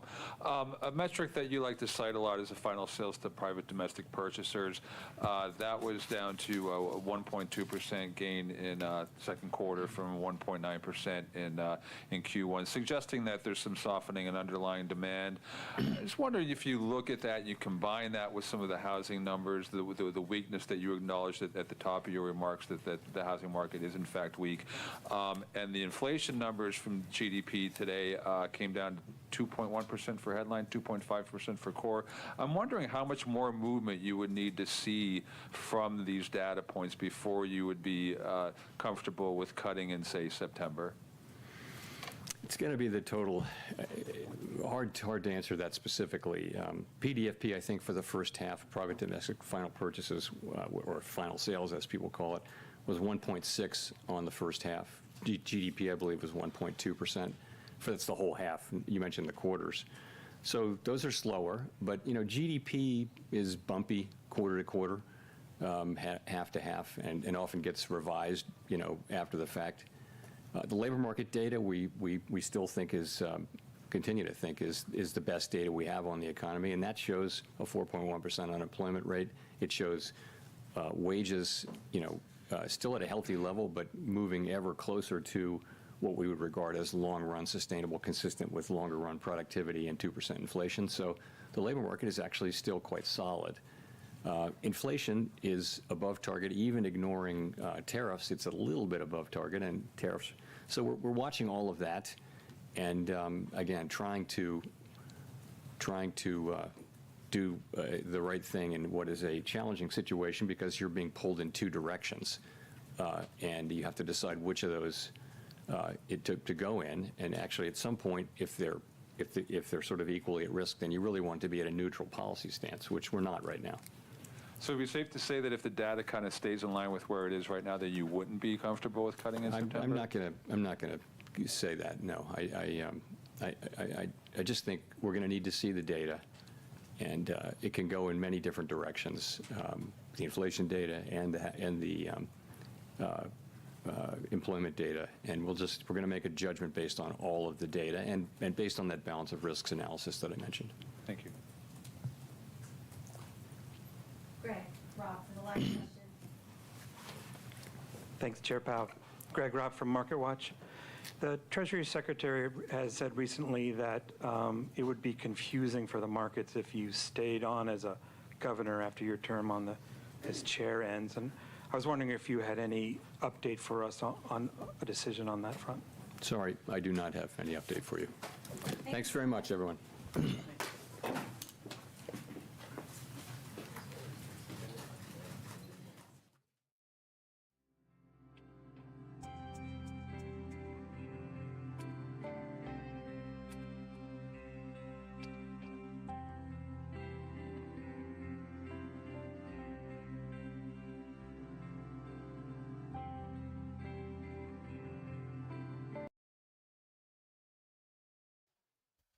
All right, so there we go. And there's the Fed meeting. Hopefully that wasn't a big problem for YouTube.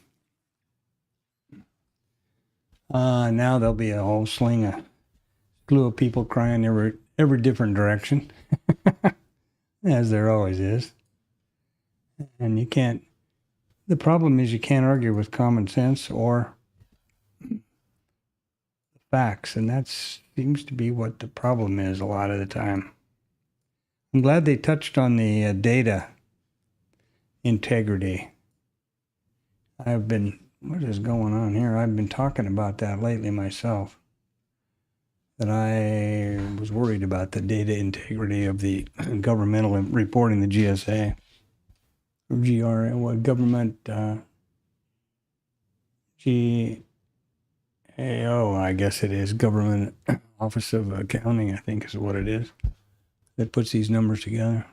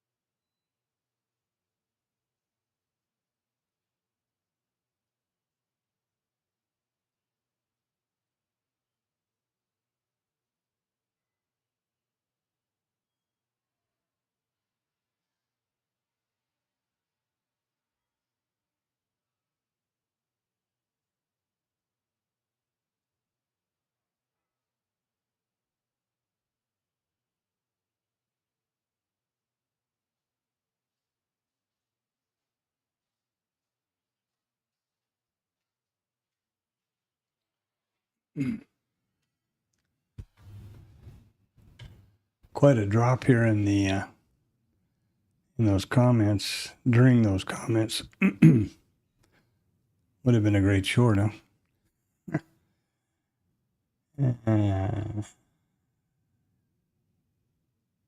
Yeah, in a situation like this, when it's strictly news driven, there is no. I mean, if you want to look back and make stuff up, be a rearview mirror guy, you could say that this pullback here to the IB and blah blah blah blah blah. I don't want to go there. That's not the truth, and that's not what I think. So this was strictly news driven. And if you took, if that's how you feel and you took the trade and you made a lot of money, good for you. That is not in my wheelhouse, my playbook, my whatever you want to call it. So let's see what happens now. If we don't get some sort of a strike or nonsense about that from YouTube. I can't imagine that that could be a problem, but, I certainly am not a Google lawyer. I'm not any lawyer.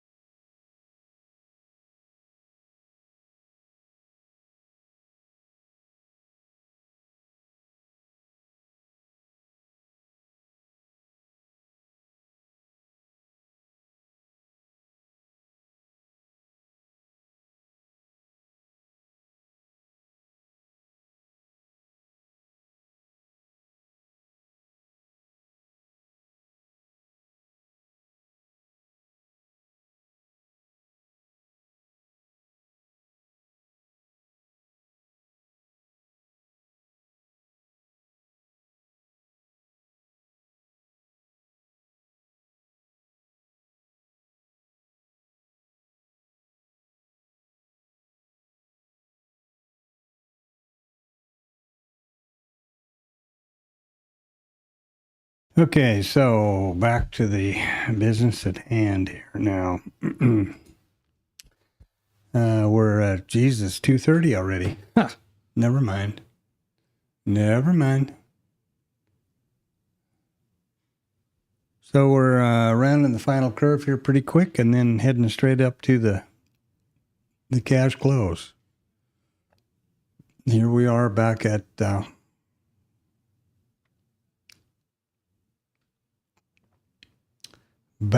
bottom.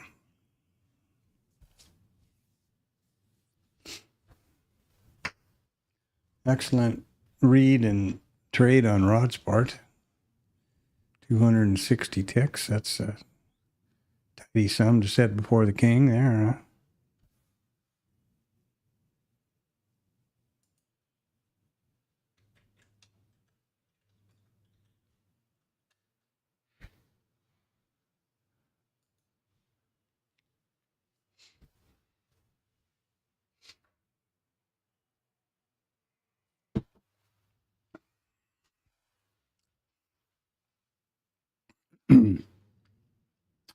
All right, so if you're just about the stream, drop something in the comments there, or hello, or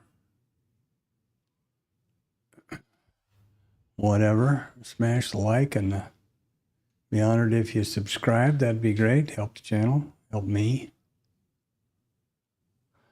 motivate me to get up every day at 6. All right, so I will not be doing anything now. None of my trades are. This did. You can make those arguments for.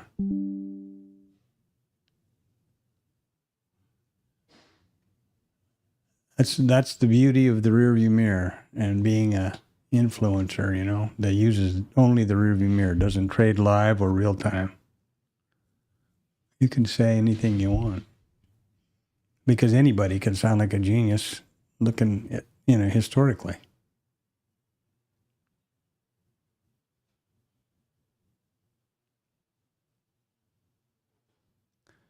The real actual IB trade was here. There we took out the level and then traded back up to it. This was, in fact, a real qualified IB failure.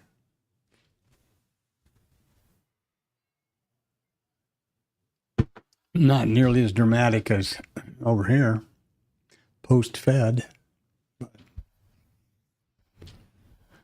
That wasn't in my, those aren't on my in my playbook for this vetting of the IB trade, so I'm not upset about that at all.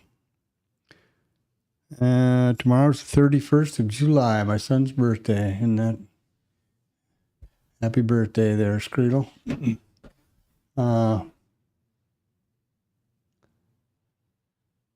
So, as usual, keep your eyes peeled for that market on close order at 1450. It's been an absolute nothing burger here for the last little while, several days actually. I don't remember the last normal type of a reaction at the market on close orders.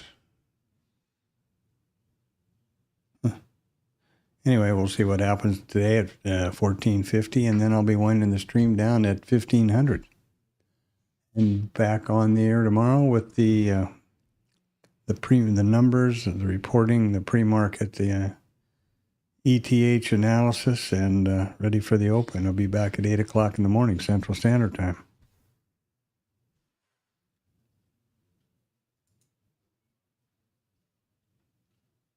What's going on over here? Why does this thing not want to do anything?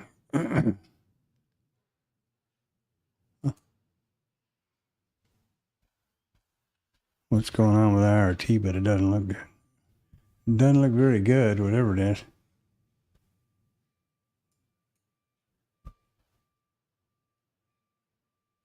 Somebody's backing up, it sounds. It sounds like.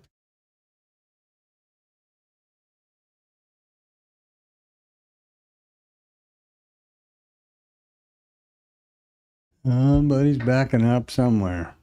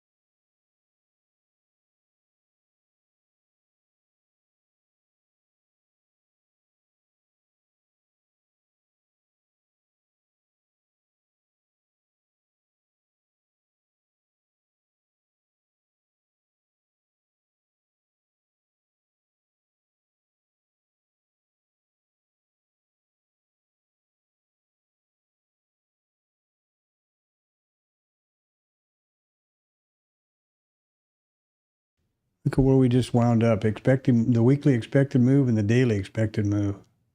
This was put in Sunday night, and I update these every evening between after the close before the RTH Open. Interesting, isn't it? I'll be right back.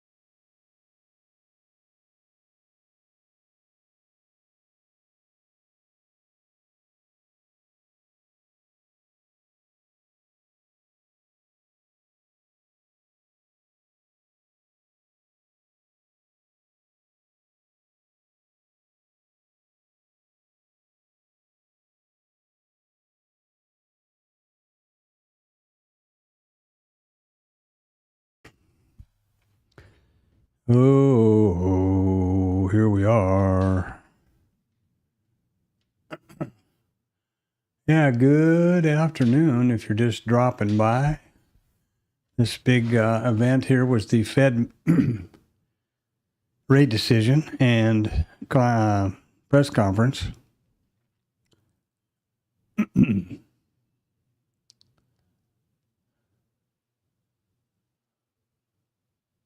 And here, and here was the nothing burger holding their breath until the the rate decision and the press conference, which is all that. And even Trump didn't move the needle with all of his 1 hour of from here to here was a Trump thon where he was busy, talking about a lot of stuff, including Chair Powell and people and whatnot, and then here's the big remarks in the press conference. It's in other words, inflation is ticking up. They haven't gotten we don't know where the tariffs are going to. As early as this morning, the tariffs have fluctuated from up to now 50% in some cases. So how the hell are they supposed to judge what is going to happen to the economy based on this tariff impact when nobody knows what that is yet? That's just seems so stupid to me. But they seem to be just fixated on the cut story. I don't know. It seems like it is. It's just they're simply focused on making more money, greed, more money, however you want to put it, and they don't care anything about what happens to the collateral damage to the economy. That's the typical people asking those questions. Fortunately for us, at this point anyway, until something happens, we have the Fed, who have who do care about what happens. They have a mandate of two tasks: full employment and a good economy with no inflation. So right now, inflation's a little bit above the target and employment is good. That suggests a little bit of an aggressive stance, i.e. don't cut. It's pretty simple. I mean, and I'm sure that anybody asking those questions, and if you over cocktails or whatever, they all know that. They're not dumb. A lot smarter than I am sure. But yeah, I guess they got to do it. Anyway, so if you're just passing through, drop something in the chat for sure. Click the thumbs up. Be an honor if you subscribe, and you would get notified, or click the bell thing and you get notified when they go live. But every morning at 8 o'clock, like clockwork, Central Standard Time, I do so. And we're going to have the market on close orders here in 10 minutes. So I'll take a quick run through the roses here. This is the ES.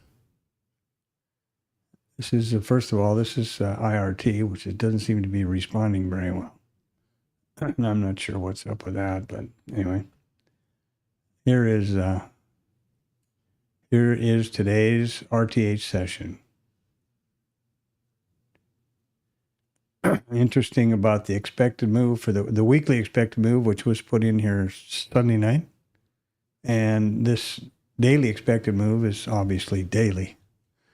Every night, last night, and each evening between sessions, I update that. It's based on the implied volatility in the options world.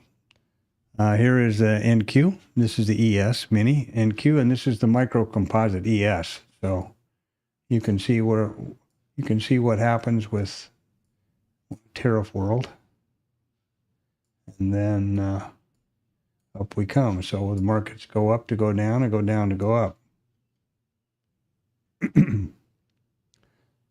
And here's our daily. The way this works is I draw a volume profile around those days which have overlapping which are overlapping. And this is the RTH session, and each one of these candles is a daily bar or candlestick. That's how that works. And this black market profile or volume profile over here is since the get-go, and it starts plotting, goes back to September 23rd of 2021, obviously adjusted contract. A market profile for the ES Mini, and then I also plot the micros. Same exact story for the micros. This is some testing that I do. So this is IRT. Then there's the statistics, which are assigned to the prices based on the open type. And I go through this every morning before the open. And those statistics are these numbers here. And this is the running through bookmap now. This is the micro composite column where I enter the various levels, the MCVPOC and naked volume points of control, which is no more because we have this. We've traded through this. So what I do, my workflow, that's a good example. My workflow here is, but I know that it's been traded over at some point. Obviously, I know this has been traded over. There it is. But, you know, when was this one traded over? Not today. Some time ago. Same way with here. This was the all-time high on the 25th in the ETH, and there was one in the RTH just below it. So now we have the MCVPOC. There is our all-time high put in the 29th. Actually, this is in the RTH session, actually. And here is the all-time high in the Globex. So, previous Globex.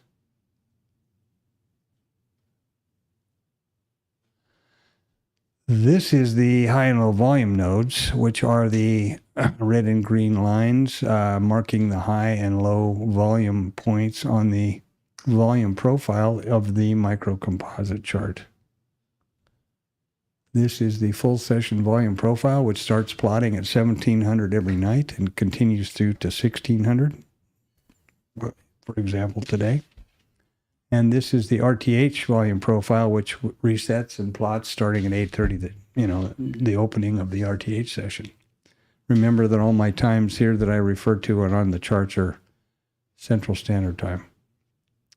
This is my notes column, which is important for me. I change the title of the column every day to the open type before we open, usually, and then put the associated statistics, flag the micro, migrating VPOCs, etc.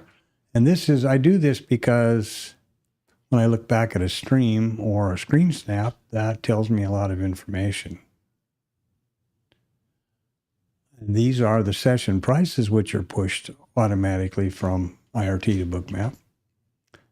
And continually all day, I start them at 7:30 at 1700 on Sunday night, and they continue through 1600 on Friday. If you'd like to have access to these levels, just let me know in the chat, and I'm happy. I share them, share a link to them with many people, and it's free, so I'd be happy to do that. And here we have the heat map and the various levels, which are not, nothing about any of this is mysterious. It's just statistics and math, period. POC, what are they? It simply the price at which the most contracts have traded so far in the session. That's it. The minute, it's about 15,700, I guess, right here in the middle. Let's call it 15,637. The minute any one of these prices trades 15,638. This yellow line is going to move there. That's all there is to it. It just marks the highest, the price at which the most contracts have traded. That's all. This is a VWAP Globex, VWAP RTH. That's volume weighted average price, which technically is an indicator, I guess you could say. Those are the closest thing I have to indicators on any of my systems, either Bookmap or IRT. And this is the mid for the IRT session. The IB high and low. They are, nothing more mysterious than the high and the low of the first 1 hour of the RTH session. That's it. And that pretty well says it. So we're going to be at the MOC here in about a minute.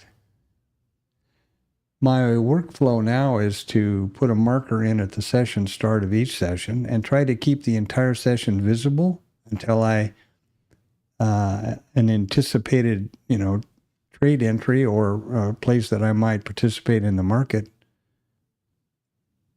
nears, and then I can zoom in and, do that. This keeps me grounded and keeps me well aware of what the context is. And less than a minute now, we're going to see what this MOC orders is about. And I've got a feeling they're going to be about nothing right here.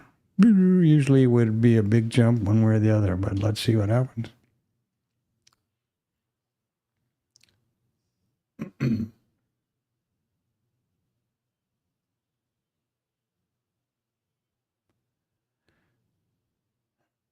Fifteen seconds.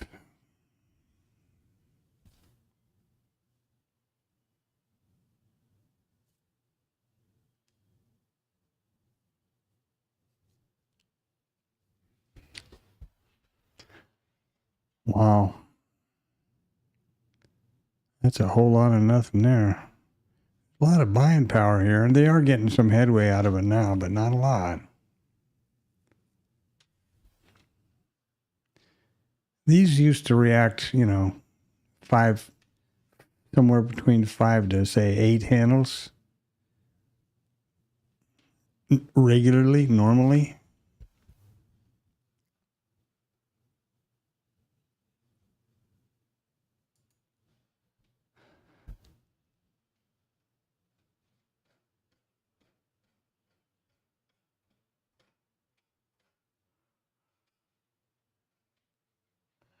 And here's our MOCs.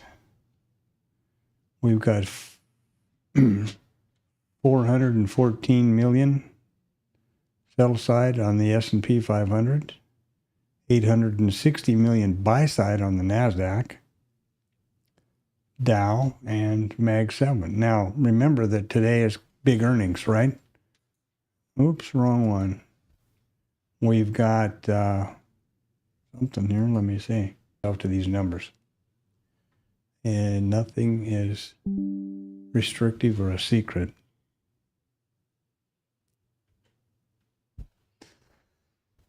That's a bit of a bump. They conveniently put a big volume. These volume dots or volume balls or bubbles or whatever you call them, they can be 3D and all kind of fancy looking stuff, but I try to keep this as streamlined as possible, and these reflect delta.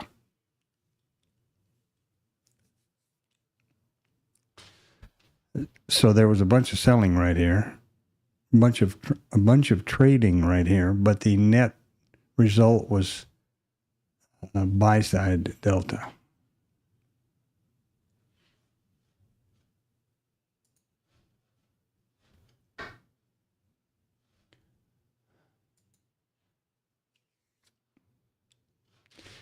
And we're 7.5 minutes, 6.5 minutes, or something like that, in 7.5 minutes till the cash close.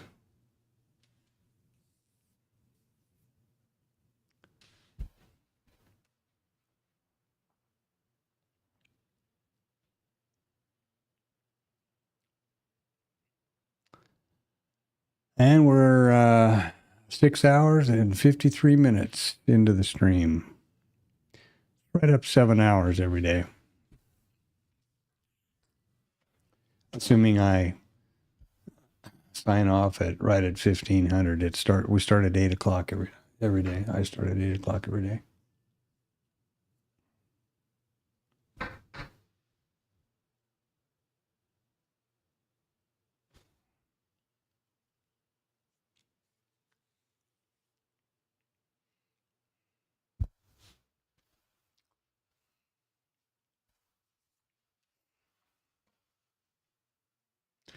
Boy, that was one hell of a nice trade Rod got a hold of, wasn't it? 260 points or whatever it was, 261 or something.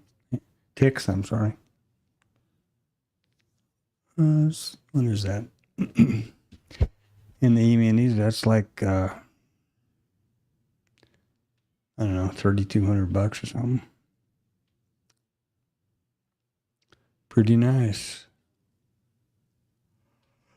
Pretty nice work. Pretty nice salary for, pretty nice salary for 5 minutes work. That's the thing about trading. There's never a lost opportunity. There's only the next one. It's a good attitude to have. And it is, very fortunate, knock wood, it continues, a continual stream of possibilities.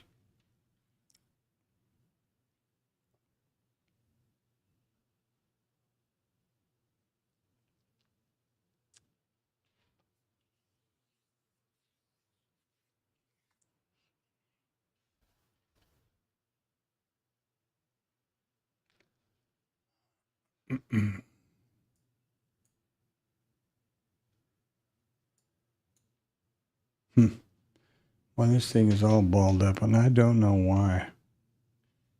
This machine has got more. I don't know whether maybe it's this Dropbox story that's bogging things down. That's where I transitioned the data from my RT through to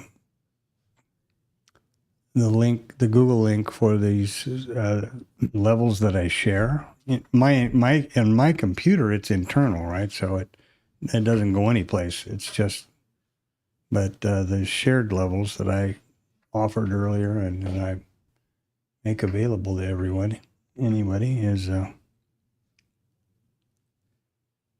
goes through Bookmail or Dropbox. I might have to try to shut that down and see what happens. Reconfigure it some way. I think that's also a contributor to this pop-up I keep getting where it says a CSV file couldn't parse.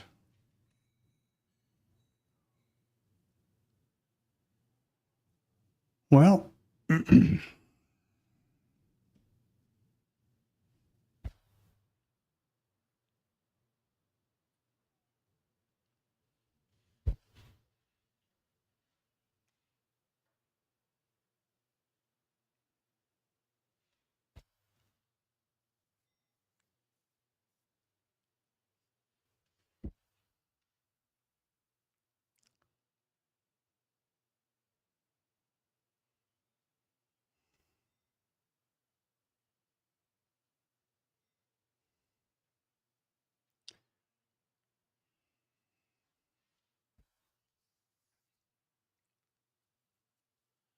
3 minutes to the top of the hour.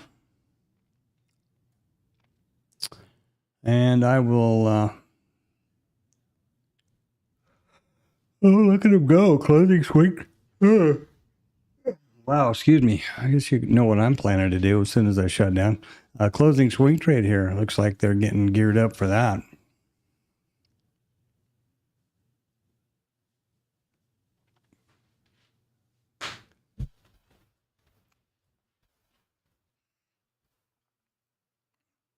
So off our levels is 79 to 97. That's pretty snazzy.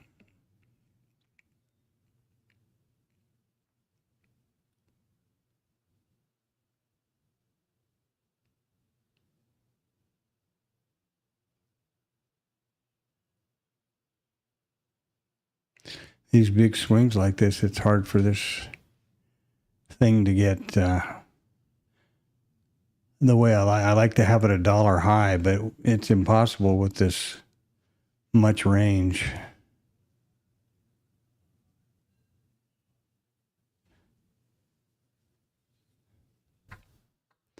This is $1.50.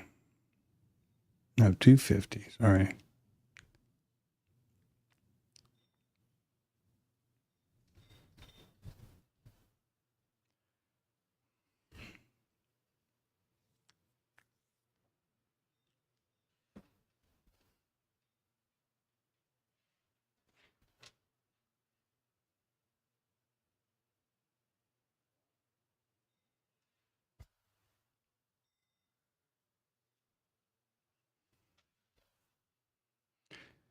And we've got under a minute now.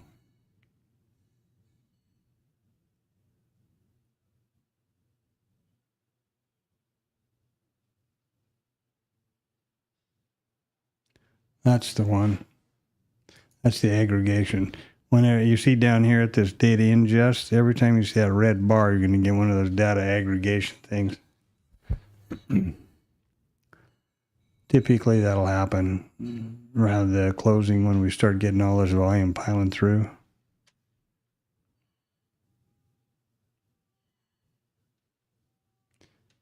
And 10 seconds.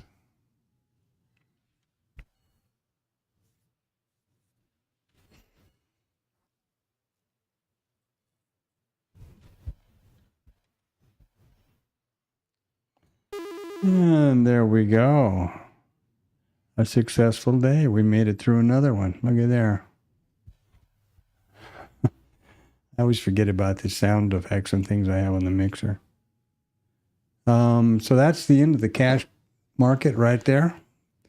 I, had a couple of opportunities for my IB trade that I didn't take. This one I stood here and narrated it and talked about it, but I'm not going to get involved in that in the middle of the Fed, a Fed announcement. I don't think that's a good, prudent risk management strategy. Worked out great for Rod. That's for sure. And good for him.